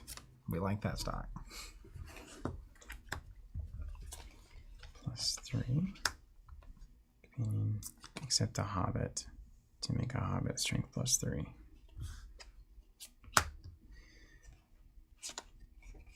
Intuition, hobbit sword. One of the cards I'm keying off of here, let me find it. Is shoulder to shoulder. Play your support area, add a threat and exert a dwarf to heal an elf, or add a threat or a twilight and exert an elf to heal a dwarf. So I like that. Moving damage around seems good.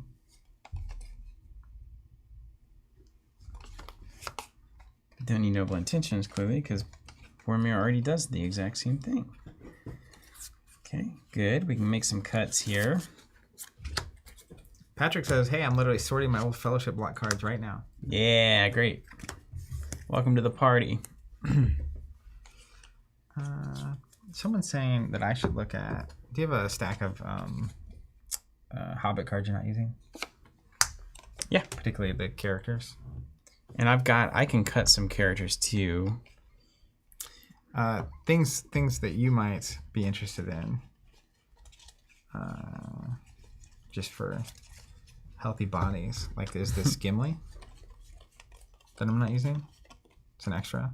Sure. He's just a big character. I'll throw him in there. Exert Sam to remove a burden. Yeah, so that needs to be there. 1 Pippin's fine. I don't need to remove burdens. I'm just gonna let them do the work. We'll see how bad that is. Okay, here we are so far. think I can cut these guys.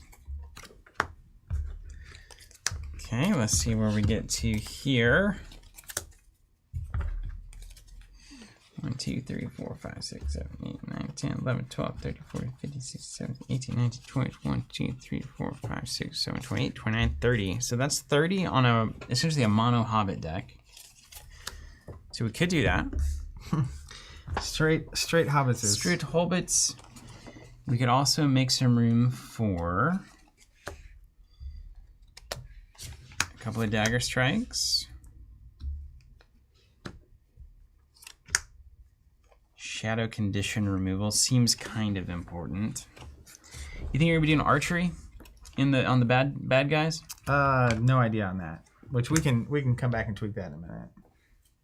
David says, "Man, you guys really tempted me to get some Lord of the Rings cards." No, how dare you do such a cool series?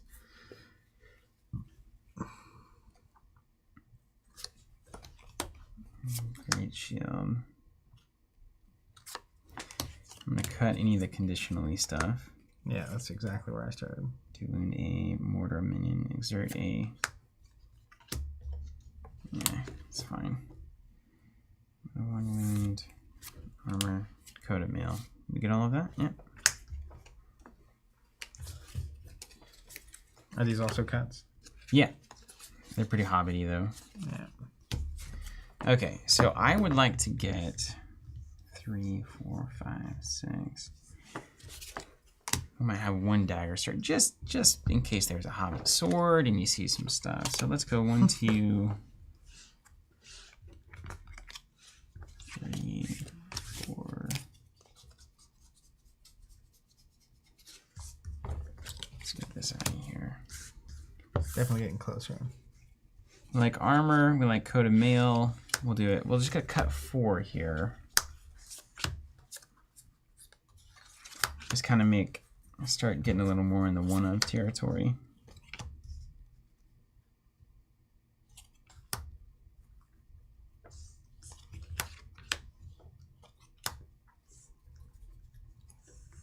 Shield and mail, okay. 4.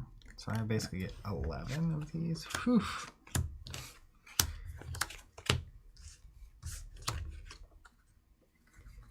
Okay, and then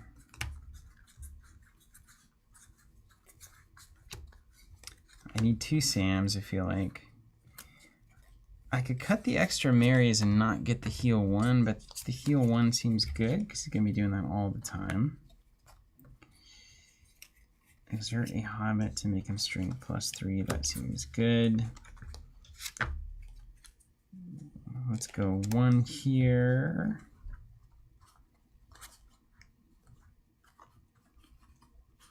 Yeah, these are all great. Are you debating what to include? I think I'm just going to cut to like 1 of some of these. And when you move, is it the Twilight total plus your companion total in play? In Twilight they get? I need to look that up.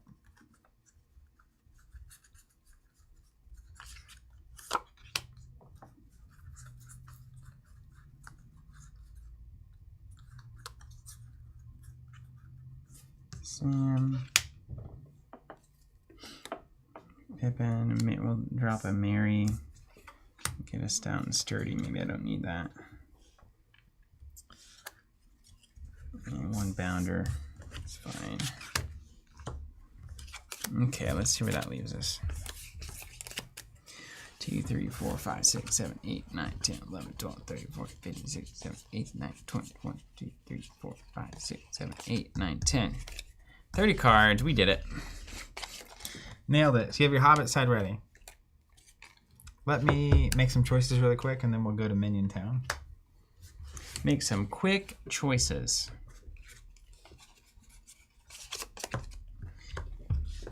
And we've got Merry, Boromir, Frodo clearly is the ring bearer. And then on our other companions, we're going to do a Gimli, 2 Sams, a Merry for a free heal. And then I do want to get a Pippin in here probably. So let's drop a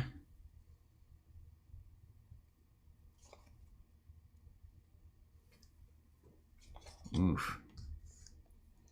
Yikes. It's hard.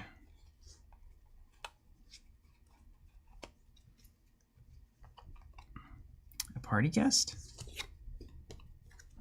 But that's like the hospital like we were talking about. This is impossible. Frodo or Sam. These Hobbit farmers worth anything? I guess I need to look site 1, don't I? Yeah. Okay, Pounders, Exert the Satellite, yeah. Maybe I got on 1 Hobbit farm, yeah. Oh, people saying 30 cards is the minimum. Yeah, dude, that's where I'm living.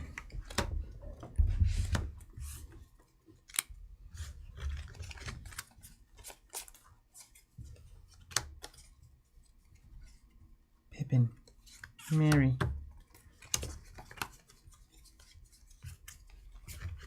Or, you know, you just add 4. Look, we did it. I don't know enough. I mean, you can always cut in a minute too if you Just decide. add some cards. Okay. That's that. I'm gonna start working on organizing the bad guy cards. Boromir, Merry, Frodo. Okay. You want any man cards? It has a lot of ranger stuff. You got any rangers? I don't. No. Probably don't need it. I doubt I need any of this. Probably don't need it. But here we are. Okay. Stack this all up. I'm almost there. I'm just going to lay this out. I'll just be doing the hard work over here. Yeah, thank you. Thank you. I actually am looking forward to building the baddies. It is fun. And we'll have, there's a lot of consideration. So with how you envision the bad guys you should play, what's the best process for that? Is it tied to your sites? You guys were saying that sites has something to do with it too, where like the sites you want to run for your fellowship are also good with certain minion types? Yeah, so basically if a site, so like this Summit of Ammonhen, when the fellowship moves here, each shadow player may draw a card for each burden. It's like if you know that's at the end, you don't want to be taking burdens, of course. That doesn't do anything for your fellowship. But like the Twilight number and how expensive your cards are is really important. Yeah, so on the like, bad side. Okay, so and then the ability is either affecting your bad guys and or being positive for your good guys. And then also, if you're only ever planning to move one set at a time, it's possible they leapfrog you in their head. So then you're actually going to see your sites more. You need your sites to be bad for them. / good for your stuff. Okay. Got it. So I might take a look at the sites after this. All right, it's time to focus in here. I think there's too many things I'm trying to get in this deck. I just got hobbits in mine. And I'm going to heal them. As far as I can tell, that's all that I'm going to be doing. You like healing? Hey, kid.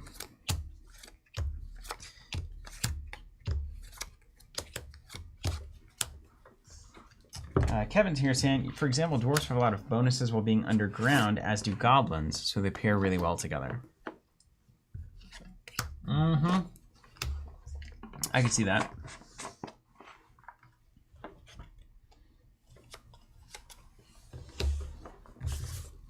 I'll see that. He's playing an old poker game on my old Macintosh computer. All right, got my elf cards. When you press call, it said, I'll see that. 16. Just in case you guys want to know.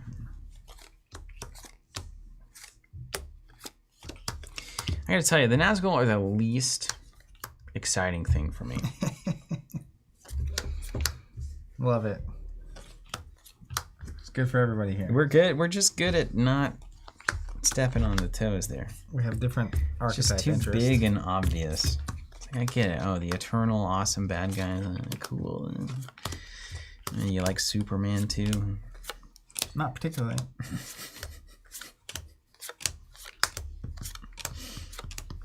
But you know, 3, 6, 7. So I get 8 of these. This just seems crazy. 3. So what minion types per well with hobbits is?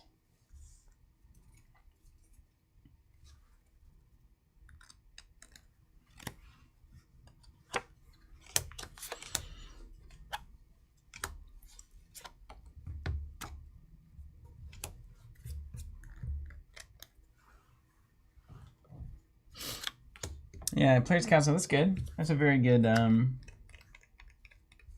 example. Mostly comes down to how you can cycle, how well you cycle through your cards. One side or the other should either be able to play lots of cards or allow you to discard cards you determine to be chaff. So basically, you need to have mechanics that are either playing like a bunch of cheap stuff so you drain your hand, or discarding your own stuff so you drain your hand, so that you can continue to cycle and get the cards that you actually need. Okay. Okay.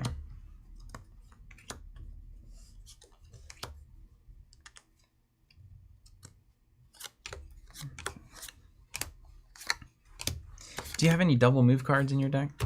No. Sure don't. Are those on the sites themselves, you think? Some of them say if you spot this, you get a secondary move. Yeah. There's a bunch of stuff. That's holy, what is happening? They were in there. Oh, hell there, yes. Oh my goodness, now I just literally finished. We're back. Just throw them in. No, there's no max. Just throw them in, man. Just throw them in. Come on now. Let's add this guy and this thing. And then... Oof. Okay, so here we go. Now, we also want to look at the sites. I'm going to separate these into onesies and twosies and ninesies and eightsies, etc. Yeah, Haldir and Grimmer both went in my deck because they're great. 3. Okay, and the Sphinxers kind of look nice too. Are you dividing by the number? Yeah. Do you want me to help? Or you got this? Here, yeah, you can look through. What were you most interested in? Nothing really. I just want to make sure I'm working on my fellowship well. Okay, cool. So, and I don't even know, we won't be super synergistic given that we're playing from a box. So, yeah. I'm just not interested in wraiths, but there might be like one in there that's it smart. Works with what you're doing. Mm-hmm. Yeah. I'll just take my attack real quick. From what I remember, it took me a while back in the day to actually have enough wraiths to just do a wraith deck. Yeah, it kind of feels like more of they show up like once. Yeah. That's the way it should feel, I guess. Yeah, because there's only 5 of them in our whole stack. Mm-hmm. So you can't count on having a wraith out, right? Even the reality of like, we got Nazgul Sword, the Pale Blade, and the Sword of Minas Morgul. But this has to go on the Witch King. This has to go on the specific character. Yeah. So like, inconsistent is what you're saying. We should just drop it entirely. Yeah. I'm just saying, drop it entirely. Who needs it? We got the bridge. Is that the only 5 so far? Maybe. I think you have to go through, and for set 1, you have to go across the bridge. Yeah, well, let's welcome to theme. Which was a really nice touch when, like, the Balrog came out in the next set, I think, is Mines of Moria. So, like, everyone knows that you're going to have a moment where the Balrog costs -6. Mm-hmm. And it's like... They got it. Hope they aren't playing Balrog-y. What's up, David Whitfield? Bid you gents a good morning. Maybe morning, that is good. Whether you wish it or not, very nice. Thank you. Okay. So, let's just get a feel for... We're all on... Site 1. Yeah. So we've got... This is good. I think it's good for us to watch. A couple of different ones. We've got Bag End, exhaust a Hobbit to play the Gaffer from your draw deck. I do have 1 copy of the Gaffer. That's not a bad... Seems fine. Thing for you. We also have Green Hill Country. The Twilight cost of each Hobbit is -1. Not good for me. Farmer Maggot's Fields. Exert a Hobbit to play Merry or Pippin from your draw deck. Also not good for me. I only have the one Pippin. That's worth it. But that is great. Like if you're not starting with the Hobbit, then you can go get extra Hobbits. Yeah. West Farthing. Exert a Hobbit to play a companion or ally. That character's Twilight cost is -1. It's nice, especially with your healing engine. Each companion's Twilight cost is +2 at East Road. So anyone that wants to play a lot of stuff. Could be a problem. Green Dragon Inn. Exert a Hobbit to play Sam from your draw deck. I don't have any of these things. And then the Prancing Pony. Add a burden to play Aragorn. Do you have Aragorn? No, I don't have Aragorn. Okay, we're cutting that. So a couple of things that I have to look at here as a Hobbit man. Now, do you want like a Sam? Well, is there a... I've got 2. So if you play a Sam, you can at least like... A backup ring bearer. Does he have the alternate ring bearer text? Yeah, and he gets to soak burdens. Yeah, that's probably good for me to have. Sam, son of Time Pass. So which was the location that would apply to that? Exert a Hobbit to play Sam. So you exert Frodo, I guess? If I don't have him in my opening hand. Yeah. Now to play Sam, if you play Sam with this way, did they still get the 2? You won't know the answer, but I'm curious if chat knows. Probably. Now, the thing I've got to consider is I've got the Hobbit farmers. So they have the game text of Site 1. So I'm going to be looking for something universal. That's universal. Like so this like thing. Twilight cost of each Hobbit -1. And if you have enough Hobbits in your deck, the odds you're going to get to play a couple for free.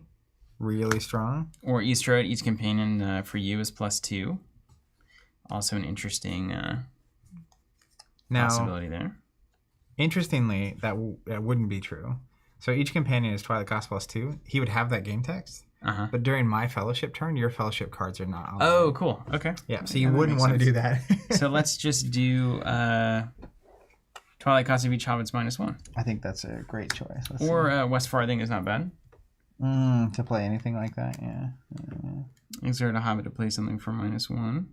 Okay. I think I'll start with the Green Dragon Inn. I'm starting with Green Hill. Find a way to include Sam in a second. I like this collaborative process we got going on here. Okay. Then we've got... Okay, now we get into the goods. The Brigate. Spot a Ranger. Do you have Rangers? No Rangers. All right, Brigate's out.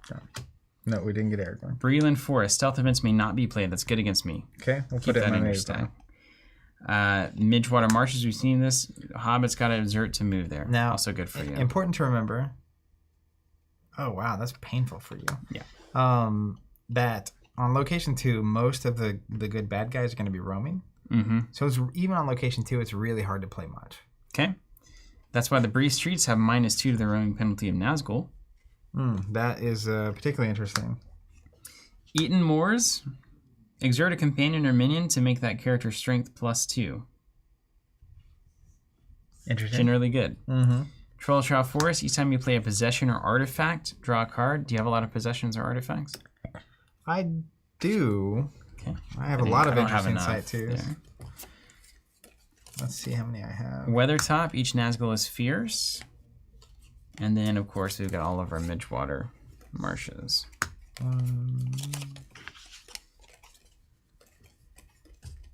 What's up, Scott Thompson says, I have a playset of this game, sets 1 to 10, sitting upstairs in a 5 box. Amazing. Which is what we're going to be playing through. I have 6. So I probably don't have quite enough possessions for this thing yet. And it looks like everyone's saying I should do West Farthing. It's essentially kind of the same thing. It plays into my healing strategy too, so that works. Okay, so then Eden Moors, Weathertop. So this also has a 3. 3 which is the most Twilight on Weathertop. So anyone playing like expensive-y kind of stuff. Each Nazgul at Weathertop is fierce. Yeah, being fierce. But I feel like if you're playing more than one Nazgul, and any Nazgul on turn 2, you're probably just wrecking, right? Let me look real quick at this turn structure. What's up? Not all those who wander are lost. That's right. Not all that glistens is Green gold. Hill's better. Okay, Peter, I'm with you. We switch back.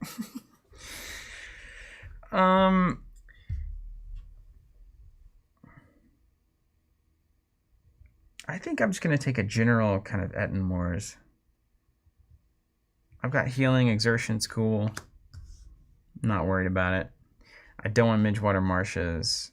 Okay, yeah, I was right. Okay, so check Don't this need out. that stuff. So when you move, you add Twilight to the pool for the number up here, like on Breedland Forest, this one, and +1 for every character in the Fellowship. Okay. So if you have 5 characters out and move here, it would be 6. Okay. Plus any from what you put into play. Okay. Right? Yeah. So.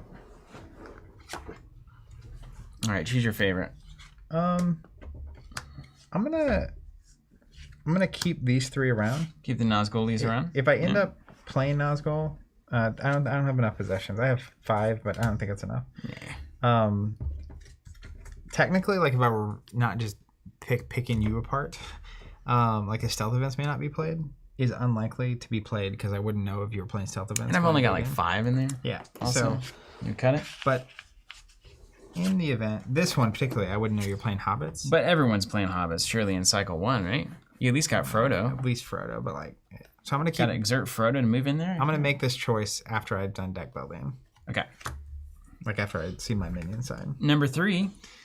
Now, I believe the Twilight on these 3s is 0.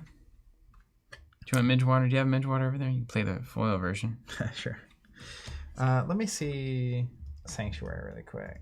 We can't spot Rangers, right? We decided that? I'll just cut that stuff. At the start of your turn, when your fellowship is at a sanctuary, you may heal up to 5 wounds from your companions, not allies. Okay. So it encourages you to stop at 3 and 6. Because if you double move past it, you don't get to heal. Right on. Yeah. Okay, so these are all the options that we have. So we can play an elf to draw a card, hobbit to draw a card, man to draw a card. So the elf one applies to me. I'm not playing man.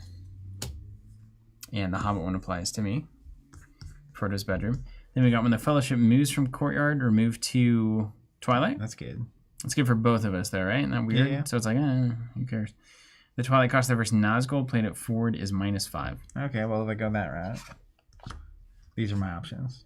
Okay, I'm just gonna take Frodo's bedroom. That seems Why wouldn't I? looks solid. Okay, then we got the Mithril Mine, Dwaro Delph Chamber, Moria Lake, Moria Stairway, Balance in the past. All right, so let's look at the Mithril Mine. Okay. Underground, Shadow. Remove 1 Twilight to play a Shadow weapon from your discard pile. So we'll have to see if those matter. What's a shadow weapon? I'll probably say Shadow on it. My guess is that given 1 box only, like we're not going to have enough traded stuff for that to matter. So I'm just going to put that in the maybe. Dwaro Delph, when the Fellowship moves to Dwaro Delph Chamber, Gimli or 2 other companions must exert. I have Gimli. I will not be playing that. I also have a Gimli. I will not be playing it either. friendly baseball here. Pass of Caradras. He says Caradras, I think. Spot a Isengard minion to play a weather card from your draw deck. So this would be an Isengard. You want to put it on this stack? Yeah, and I'm kind of leaning that direction. Okay. Moria Stairway. Each companion and minion bearing a hand weapon is damage +1. I have weapons. Do you have weapons? I've got only 2 Hobbit swords. Right. Did we read this one? Moria Lake. Moria Lake, what is that one? When the Fellowship moves to Moria Lake, Frodo or 2 other companions must exert. So that's yeah, that's fine. I mean, we're all going to have to do that, right? Yeah. And then Balin's Tome, or Tomb, I should say. Discard a tail from play or from hand to heal your companion. I do have 1 tail in my deck, so I don't think that's enough. It is a 3, though, if that matters. Okay. What was the Mithril Mine there? It's the Shadow events. Shadow from your discard pile. So Moria Lake, Moria Stairway, Mithril Mine is kind of where we are on 3s. Or on 4s. We can probably just figure that. And the that particular thing. If that's in your maybe pile, you can put it. These are kind of all in our maybes essentially, right? Yeah. So forest can nothing clean there. The bridge, we're both running 5. Gotta play the bridge. Gotta play the 5. You love it. Then we've got 6s. We've got Galadriel's Glade or Lothlorien Woods. Exert an elf. Look at an opponent's hand. Each ally whose home is site 6 is strength +3. I'm just gonna take one of these Galadriel's Glades. Site 6. So I'm looking for home 6 here. Cage McClure is saying, what's the difference between a TCG and a CCG? Usually nothing. Nothing. Just a trademark thing that was happening in the 90s plus 2000s. I have none of these, and I have no elves. Yeah. Now, another thing that is notable, I went ahead and took one of these, is like this Lothorian Wood says forest. Mm-hmm. So later on, it might be like in a forest, this character has a benefit. So that might also be why you choose Like the orcs might get better in a forest too, yeah. Yeah, so we can remember that when we're looking at our. I'm gonna remember it. You can put And that away. there's no way I'm playing this. Yeah, I'll just play this one even if it does nothing. Then we've got the Anduin Wilderland. While the Fellowship is at Anduin Wilderland, skip the archery phase. I have an archer, so I'm not playing that. Do you have a lot of archery? I have Legolas. Oh, right. Silverlode Banks. When the Fellowship moves to Silverlode Banks without a ranger, every companion must exert. Man, there's a deck in here where it's like all the exert locations. Ugh. And it just gets nasty. I don't want this. Do you want this? I don't want that. I don't want that either. I don't have a ranger. Anduin Confluence. When the Fellowship moves, discard every ally. I will not be playing that. All right, looks like we're both playing this one. Do you not want to discard every ally? Huh? I have allies, but I would rather do that than not have archery. I've got a ton of allies. Well, Anduin Banks. It'll like just destroy the hospital that I've set up. You know. oh, that's hilarious. Yeah. You're like, I will not be doing this. All right, Anduin Banks. Each companion in the Fellowship over 4. Add 2 to the minion archery total. Oof. It'd be good if you go minion archers. Brown lands for each minion archer. The minion archery is +1. The archery total, there's an archery phase before you fight, and that's just direct wounds. It's like indirect damage. Yeah, you just distribute them. So 2, it doesn't matter if you have archers or not. Your archery total is 2. So there's 2 damage coming at you because you're sailing down the river where they're running. That's nice. Brown lands gives you an advantage if you have a lot of minion archers. Shores of Ninhithol, Shadow River. Spot 5 orc minions to prevent the Fellowship from moving again. Mm-hmm. And Pillar of the Kings, discard a Gondor card from hand to heal a Gondor companion. Ah, so you go heal Boromir if he's still around? I don't know how many Gondor cards. I don't have you any know. Gondor cards, and you It's probably don't gone. either, do you? Looks good, though. It's Gondor. Yeah. Now, another thing about this Shores of Nen 9 Twilight, which is crazy. This to me is an unsolvable one currently. Yeah, put that in the unsolvable stack. pile. All right, and then finally 9 is it the only... oh, there's a bunch of 9s. Yeah. Okay. So we've got another Twilight of the Isengard stuff is -1. Slopes of Emmenhen. So I'm going to put that in our Isengard pile. It's over here somewhere. Yeah. Yeah. So you count, that's a 2 for you get that. Fellowship moves to Summit of Ammon Hin. Each shadow player may draw a card for each burden. So generally good. That's you also, if you know that's coming, and you're not, so if someone goes to 9 and they survive, you're never going to see it if you're playing this out of your deck. Mm-hmm. Because you've already won if they make it there and you don't. So yeah. Yeah. So this would be for if your minion deck is doing a lot of burdening. Would this make this the option? Yep. So they move there, you draw a ton of cards because you were all on these ring burden stuff. Absolutely. And also if your Fellowship is not going to be burdening.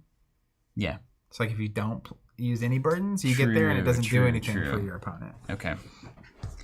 And then we've got Immin Mule. Exert a minion to make that minion fierce until the regroup phase. If you have something big, I think fierce on a big thing is good. After you resolve the skirmish, they get assigned again and they're going to skirmish twice. Okay. So yeah, big scary guys. What would be good? Big scary monster. So if you're playing trackers, Toll Brandir. Oh, trackers are minions. Mm-hmm. Mm-hmm. If you have big stuff you're playing, Immin Mule is good. And then if you're burdening the Fellowship or not burdening the Fellowship, that's a decision I'm gonna have to make after it's all said. So we've got our. But we got. We got most of them. Some progress there. So we've got to decide on 9s, 4s, and 8s. Makes sense. Magic Moose wants to know, you guys always play together, seem like good buddies. Do you ever get mad at each other for having too many wins? I don't think, honestly, it happens. That's part of what makes it work. Yeah. Because Zach doesn't get mad at anything, and I win all the time. I was actually talking the other day with my wife about this, and she was like, thinking back through our past 5 or 6 years together, and she was like, I actually can't think of a time where I can remember you angry. And I was like, yeah, of course you can. Like, I got a little heated at this. Yeah, you can. And she's like, yeah, but she was like, but really angry. Like really, really angry. Yeah, really mad. And I was like, I don't know. I feel like it would take a lot for me to get truly angry. Just an enlightened being, you know? Like, killing one of my favorite Star Wars games. That might be a way to get me there. Forget to hit print. I don't know. Oh, goodness. Anyways, won't go into that. Lord of the Rings. Good things. Good things. Good things. Good things. Okay, we'll finish this. These are almost done here. Got sidetracked. Making good time. If the goal here is just to get decks built, we're making really good time. Yeah, we're almost there. Okay. And then, are you drawn to anything right off the bat? So I'm interested in all of them because when I was playing with Will back in the day, I took the Nazgul and the Sauron stuff, and he took the what's this called? Moria. The Moria and the Isengard stuff. And Isengard, yeah. But like, I'm just interested in re-experiencing everything. Cool. So like, Nazgul are cool and such, and I'll play them. I like them randomly showing up instead of just being built around. But then past that, it's like I'm interested in all of it. So I might, flip around a little bit. Okay. So let's start with the white hand for me. I want to. Yeah. And if we're kind of both just exploring this, right? Yeah, I feel like that's better. Even for building, it's going to be easier. But that's what we're both talking about here. All right. I'm just gonna make some stacks here. Stacks on stacks. You want to do? Let's do them in card type. Let's do our card types first. Yeah. I'm just gonna do them in the other ones. Kind of do the same thing. And it was definitely one of the appealing things about this game, because like we were playing Star Wars TCG at the time, where you built a light deck and a dark deck, and then you had to play potentially both throughout a tournament. And this was kind of cool because you just had to play both every time. And there's upsides and downsides to that. Obviously, it makes deck building and even card draw. Like sometimes you just don't see the bad guy stuff at the right time. But that's sort of part of the charm. With the Middle Earth CCG, same thing can happen, except for like even when you do draw all the right bad guy stuff, you're only ever really a nuisance. This one though, you can actually kill things. It's like you just straight up Moida. Yeah, you can win that way, and it happens quite frequently. That was also like kind of funny, because like you beat it, playing, and it's like 10 minutes in, the game's over. Yeah. Because like, whoops, someone pushed their luck too much. I did that a lot. Whoops. And especially like if I was ever getting annoyed with Will's board state, I would just keep double advancing. And the funniest thing would be, like, then he just wouldn't have the minions, and he would get so mad because I would get so far ahead, and he couldn't double advance against me because I had the Nazgul.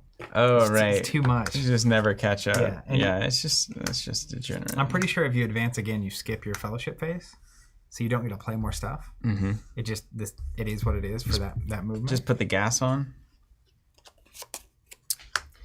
Players count say make sure about half or more of your shadow side is minions as a rule of thumb. Okay. Because you got to have bad guys to fight with. Great.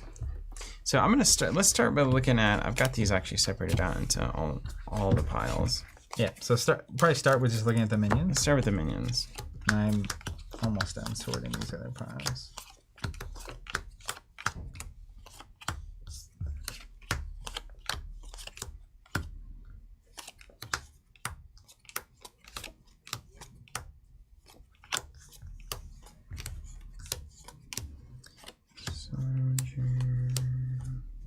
Man, a lot of different kinds of Uruk. I'll tell you what, though. These Uruk-hai raiding parties look good. The Uruk-hai are cool, man. They're like the mid-range. I don't know about their play style, but in terms of their in-universe, like the Moria and the Goblins are kind of swarmier. Yeah. These guys are bigger, but they're not Nazgul. Yeah. And the Nazgul obviously are like the big. I'm pretty into like swarmy goblins also, so just keep that in mind. Yeah.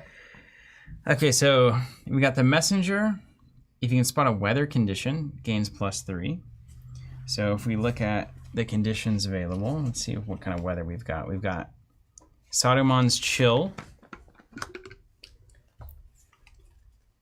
And I've never seen someone break us down like this, but saying that it seems like I lean more stoic while Steven leans more zen. Yeah, cool. I'm with that. All right, so we got 5 weather cards. Okay. So Urg Messenger has power here. We can spot a weather condition. Your minion strength is +3. Now, do you have a lot of any? Like, is there more of that? More like weathery stuff. Mm-hmm. I'm not seeing the word weather in many places. Nope. But what do they do? Saruman's chill. He's so chill. Spell weather to play. Exert a Isengard minion. That's. I don't know why it's so. You see white hand, you know. You play this on a site. Limit 1 per site, so it like attaches to a location. Each hobbit who moves from this site must exert. Discard this condition at the end of the turn. Okay. Great against me. Huh? So it's great against hobbits. Saruman Snows.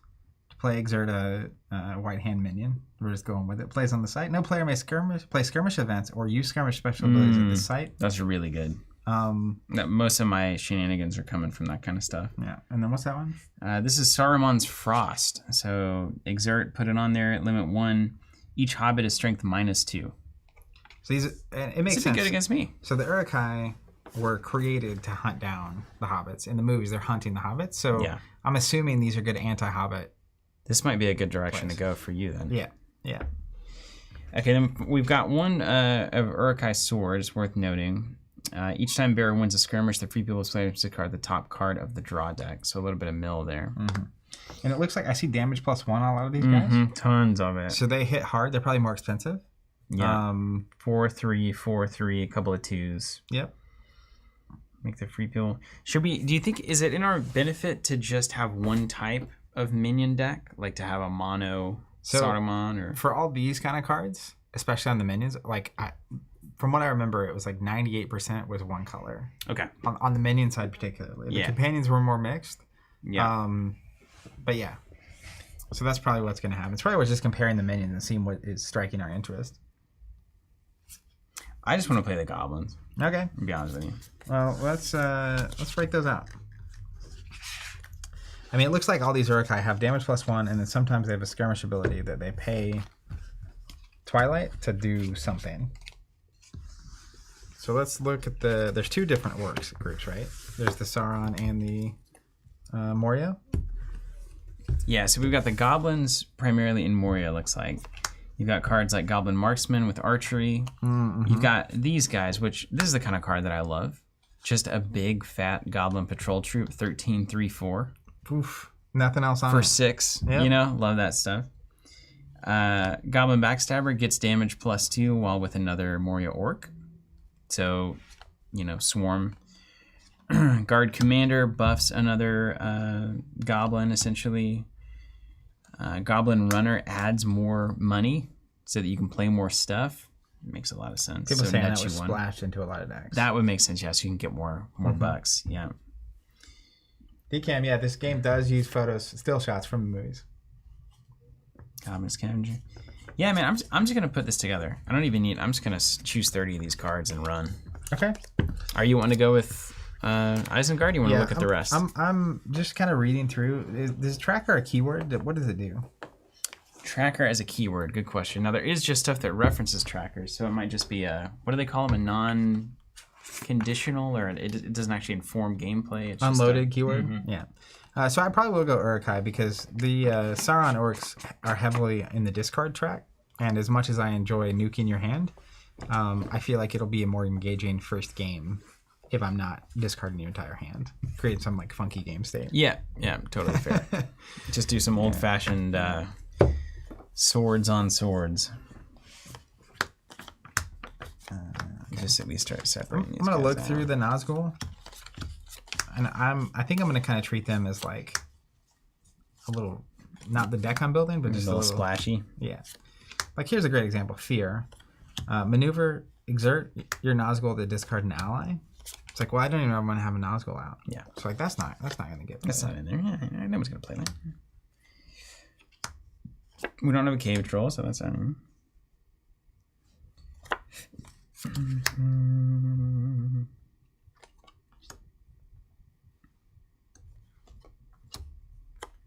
You're not playing hobbits, right? No. You're playing like Frodo, obviously. Yeah, Frodo and Sam. Ooh, that Moria axe, yes. It's an exhausted companion. Tracker is an unloaded keyword. Frenzy, nice. I'm seeing some overused templates too, like Dreams in the Deep. Or I'm sorry, Dreams in the Deep. Drums in the Deep, Unfamiliar Territory. So do you have archers? Yeah, I have rangers. Or not archer. I have archers. And you have one dwarf, Gimli. We're the same. Okay, so there's stuff that like targets archers, targets dwarves, targets hobbits, etc. Okay. So I'm gonna take the archer stuff and not the dwarf stuff.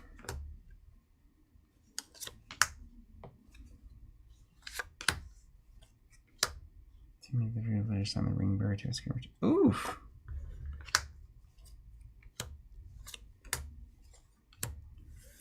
Draw 2. I see, and this can really power your draw cycle too. Courage from the tower to your draw is not a.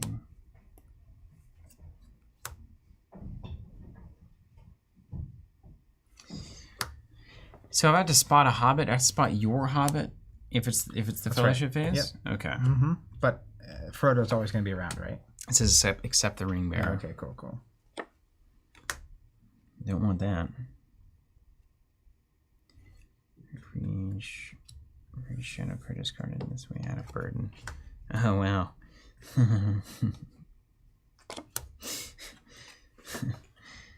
Yikes. I could see how you could really put some stuff together here. Hooey. If your wins a discard cards and wounds on that Slap card, your grandma. Yeah, slap your. What's that song? It's like, woo! And I get to, yeah, I don't know. It's Lizzo, right? I would play it, except for I don't want to. Hey, your girl Casey is suddenly like even crazier, more popular than ever. Is she? She's been. What's happened? The recent album was really good. Yeah, I saw a photo recently that was comparing her pre-pandemic to post-pandemic arena or / concert. Pre, it was like a mid-sized show. Yeah. And then there's a picture of her with like a full stadium. Really crazy. Well, I missed my chance to see her before she was too cool. Yeah. So, what happens when you run out of deck? I see cards like this, Eric Soldier. When you play this menu, you may make the Free People's player discard the top card of his draw deck. So, can I run them out of deck? Not that I ever want to. Just saying. Just asking. Okay. Like you.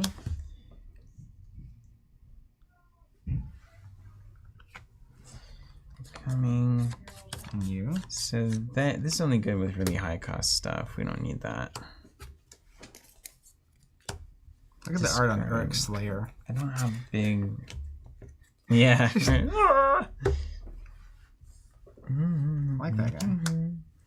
Okay, so then how many? 1, 2, 3, 4, 5, 6, 7, 8, 9, 10, 11.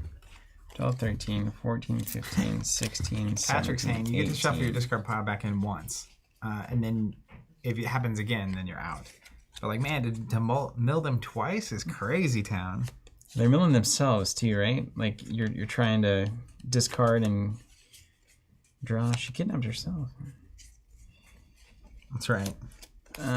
So I've only got 17 minions. 3, 4, 5, 6, That's 7, about 8, right. 9, 10, 11, 12, 13, 14, 15, 16, 17. I've got 18, so I might just play all of these guys. I feel like Goblin Spears are important.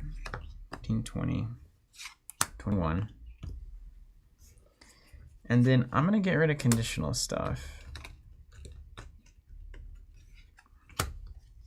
I'm going to keep my card draw in.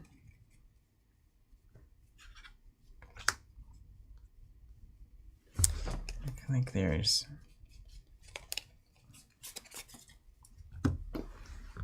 don't think that's happening.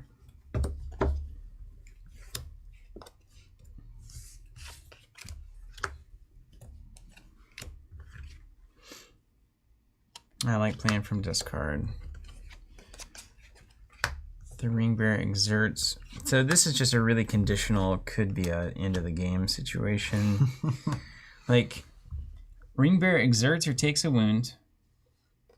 How does the Ring Bearer, does the Ring Bearer, if there's a lot of stuff on the board, I remember the Ring Bearer sometimes has to So fight. Like, if you have 5 minions out and I have 5 characters, including my ring bearer, I have to assign one of those things to the ring bearer. So then he's got to fight. Right on. Yeah. That's kind of the balance of you're trying to get to the point where you can actually forcibly engage the ring bearer. Or they're going to have to block with something every time. 10, 11. Frank says, I'm so glad I got a playset of this before today. 1, 2, 3, 4, 5, 6, 7, 8, 9, 10, 11, 12, 13, 14, 15, 31 cards, man.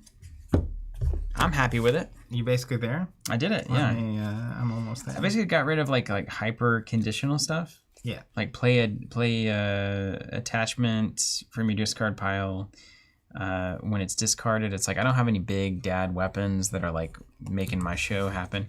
I've got these 3 cost discard 3 to play something from my discard pile.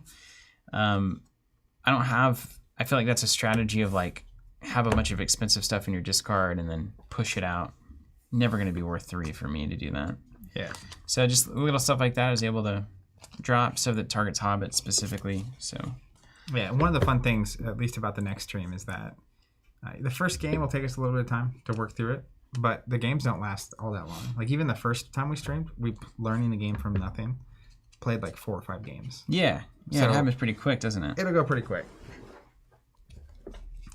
Yeah, okay. I was wondering if that was too conditional, but I'll put the they are coming in. That was the one I was talking about. That's why is that so good?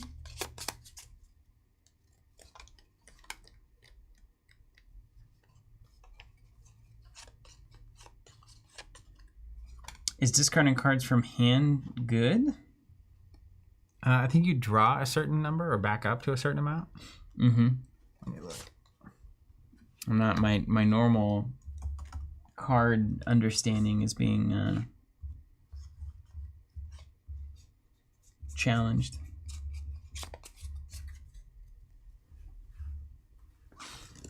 One second, I'll find it. Okay, discard fellowship cards you can't play. And then you play a Moria from your discard pile. Do you have to pay the cost to play this from your discard pile as well? You have to pay 3, discard, and then pay the cost of something in the discard pile?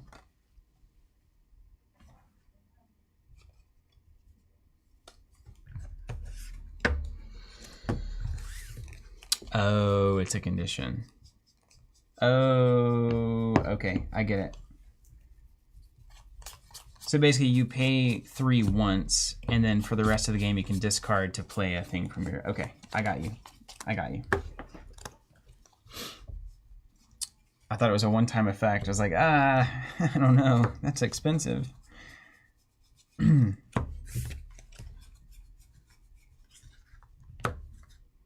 Okay. Let me see.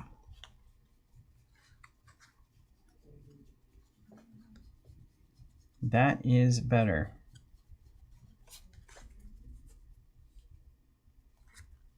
Yeah, so everything else, this looks great. I believe I also arrived, but then let me finish out my locations. What do you think about Goblin Spear? How do we feel about that?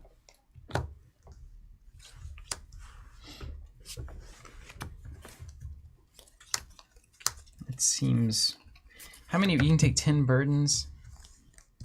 I think there's kind of a burden strategy or not. So the Nazgul definitely will push the burden envelope. Yeah, okay. Stands to reason, yeah. Yeah.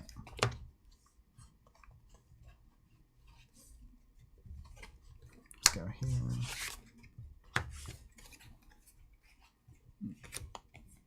You talking about the host of thousands? Yeah, I've got all of those in there. That seems relevant. It seems like you just keep churning goblins on you. Okay. All right. I'm gonna keep the spear out. We'll keep it at 1, 2, 3, 4, 5, 6, 7, 8, 9, 10, 11, 12,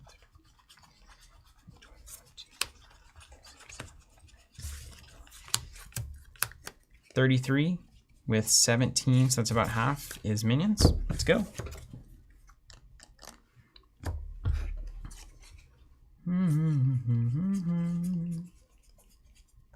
Yeah, that's a good point about Moria Axe.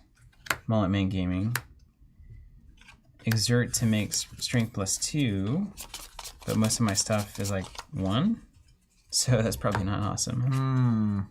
Yeah, exerting would be a concern in that breakdown. I was able to, because I now knew what I was playing, flesh out my locations, like the slopes of M and Hen on site 9, which why the cost of each Isengard minion is -1. Makes sense. Yeah, so you can take the Isengard pile then. Yeah, that's exactly what I did. And then because I am also playing some Nazgul, those locations also came into focus. What about Frenzy? How do you feel about Frenzy? The keyword? No, it's 2 cost. Assign an exhausted companion to skirmish a goblin orc. What's an exhausted companion in this context? That's a good question. I think you exhaust a character to do stuff. Because it's expensive. Once a wound token is placed, whether from exerting or winning, it cannot be handled. No player may exert a character that is exhausted. I think they're just effects that you exhaust a character. Yeah, let's get out of here. Seems too conditional. Oh, exhausted is 1 wound from death. Oh. Nah, I don't need that. 1, 2, 3, 4, 5, 6, 7, 8, 9. Bradley's saying Frenzy can be okay, but usually not played too niche. 1, 2, 3, 4, Which 5, checks 6, out. 7, I'm also gonna get some. All right, so I've got sleeves for 30, this. and then I'm gonna use my classic dragon shields for this. Boy, the old Browns. 1, 2, 3. All right, what did I have here? 1, 2, 3, 4, 5, 6, 7, 8, 9, 10, 11, 12, 13, 14, 15, 16, 21, 2, 3, 4, 5, 6, 7, 8, 9, 10. So I need to add 3 cards. Van saying thought exhausted was 1 wound left. That might be true. Yeah, that's what you said. Yeah. You just said it. The man just said it. Yeah. So I've out of 1 box, I'm actually really impressed. I mean, we built decks on far less back in the day, Oh, don't you know it? so not surprising. But I also like that we have 2 very different vibes going on in these decks, Yes. which is super cool. Here was the stacks we made of the locations, by the way, that were undecided that you may want to look through. Okay, so make sure you have the same number of bad cards and good cards. Yep, I definitely do. Okay, so I've got that as well. This will be my ring side. This will be my Moria side. Let's put the Goblin Patrol on top to really just kind of set the tone. It's cool, man. I want to play. Well, hopefully, when people are watching this back, they feel the same way about 1 and 2. Ulir Nerteria is great in Moria. The next set, it's a Nazgul. Oh, it's not here yet? I don't think so. Here it is. For each companion over 4, you may play 1 minion from your discard pile. Oh, that's my stack. Oh, is that your stuff? I was like, what? Where did I have my deck go? Oh. Yeah, so I have my good guy and bad guy stuff here. Cool. Okay. Yeah. I get it. So the goblins just play a bunch of stuff from discard. Because they're goblins. They're cheap and they're Did salvage. you round out your locations? No, I didn't. By the way, that's an important last step. Yeah, 7, 6, 5. I need a 4 and 8, 9. And did you have your extra goblin card somewhere? Yeah, right here. I'm gonna keep those. So my thinking was, Shadow Weapon for your discard pile. I don't want to distract you. Okay, I do have I've got some. Wait, what is a shadow weapon? Is there a shadow on it? I have no idea what shadow. It's probably Nazgul stuff, right? I didn't see any in my stack, so maybe. Or is all bad cards called shadow cards? They're all shadow cards. Ah, okay. There it is. Okay, so play a shadow. Yeah. Big brain time. I like that. Yeah. Ferdinand, 2 others must exert. Spot it. You didn't play the spot to play a weather card? I didn't play weather cards. Okay. Yeah. Well, I'll do the Mithril Mine. The weather cards were basically like specifically penalizing stuff. And one of them was hobbits, but it's like, it just feels too on the nose. Yeah. Mithril Mine coming in. So I can play Goblin Spear or something from the... And we've got the 8s. 5 orc minions to prevent the fellowship from moving. I will probably have 5 orc minions. I assumed that would So let's do that one. You just kind of, even if I'm ahead, you stop me on that last thing. You can double move. It's really nice. Dig it. Don't have any trackers. Draw a card for each burden. I'm going to take that one just because I feel like drawing a bunch of cards with gobos is going to be important to keep the fires fueled. Yeah. Okay. You want to put this in any of those locations? So we did it. Yeah, it's the secret. You know, it's easy to think about it too much. Yep. And sometimes you just gotta, okay, let's just get it built and play it. I think, and you know, it's easier because we play a lot of card games, but I think getting something built and getting to the table, especially for a game that doesn't take a super long time to play, definitely, like, the sooner you get in there and start playing, you start realizing what you do and don't value, especially the first game. I will say this was easier than building Star Wars CCG for the first time. Like that, trying to understand even how to approach deck building in Star Wars CCG is impossible. Well, it's because you have one sentence instead of paragraph. Yeah, right. on the card. And you have distinct factions. Yeah. Which you don't have really in Star Wars. Yeah, that's what I was saying when we were talking about this series. It was like, I feel like we're going to get to go through this. It'll be a lot easier. Yeah.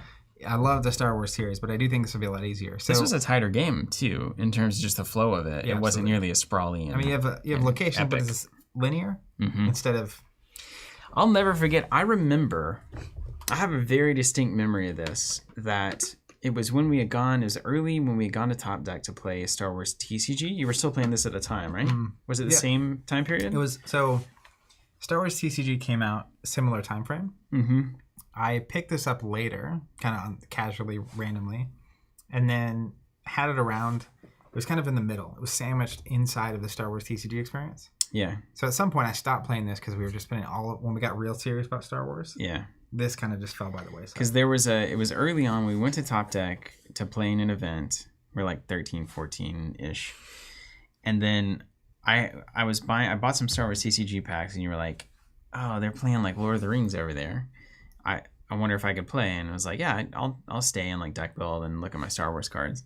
And then it was like and it felt like there was like 8 people around a table playing Lord of the Rings TCG at Top Deck. One of the things that's really wild about this game is it could be 2 to any number of players. Nuts. And so what would happen if we actually pull up the Green Dragon Inn, you'll see on the bottom there's an arrow. So what that means is that, like, if this is the thing that marks me as a player, let's say I'm moving, the player to my left is who gets to put the next location into play. Wow. So they go left to right, and whoever is the first one advancing, someone there gets to play. And the other crazy thing about it is that all of the enemies share a Twilight pool. So when I'm going, everyone's playing their Twilight against me. Really? Yeah, but they all have one resource pool. So what'll happen is it's like, well, who has the best? How is that possible? If you have 8 people trying to stop the one person, surely there's an answer there, right? Well, and the crazy thing is, like, let's say it's a 5-person game. The other 4 people are working together when it's your turn. Yeah. But then at the same time, if I'm not really in a winning position, no one's really wanting to spend their good stuff on me. Yeah. So it has a natural free-for-all It's a really situation. weird dynamic. But yes, you could play it with like a large group of people. Huh. Which is crazy. And it's just meant to be really insane, right? I mean, it's like it's not going to be the height of like perfect strategic thinking. It's just like slamming. And you know, a lot of times fellowships you lose your ring bearer and you're out of the game. So you get eliminated as well. And the table gets smaller because there's less people now. But yeah, so the thing I was going to say is Star Wars CCG was definitely thicker. Denser is the right word. But I think one way we could do this that would be really interesting is like, so after we play a couple games next week, I assume we'll open the second box. Sure. And we'll kind of get to this state.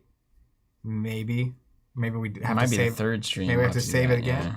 Yeah. But in terms of the card pools and stuff, I kind of like the block where it's like having these cards with the second and third set, and then the fourth set will reset. Yeah, cool. New movie, new theme, new characters and stuff. Did they think in blocks as well? So like, were there new starter decks starting off that second block? Yep. We should probably get those starter decks. Yeah. You want to buy them? How much are they? I have no idea. Could be thousands of dollars at this point. I can definitely look.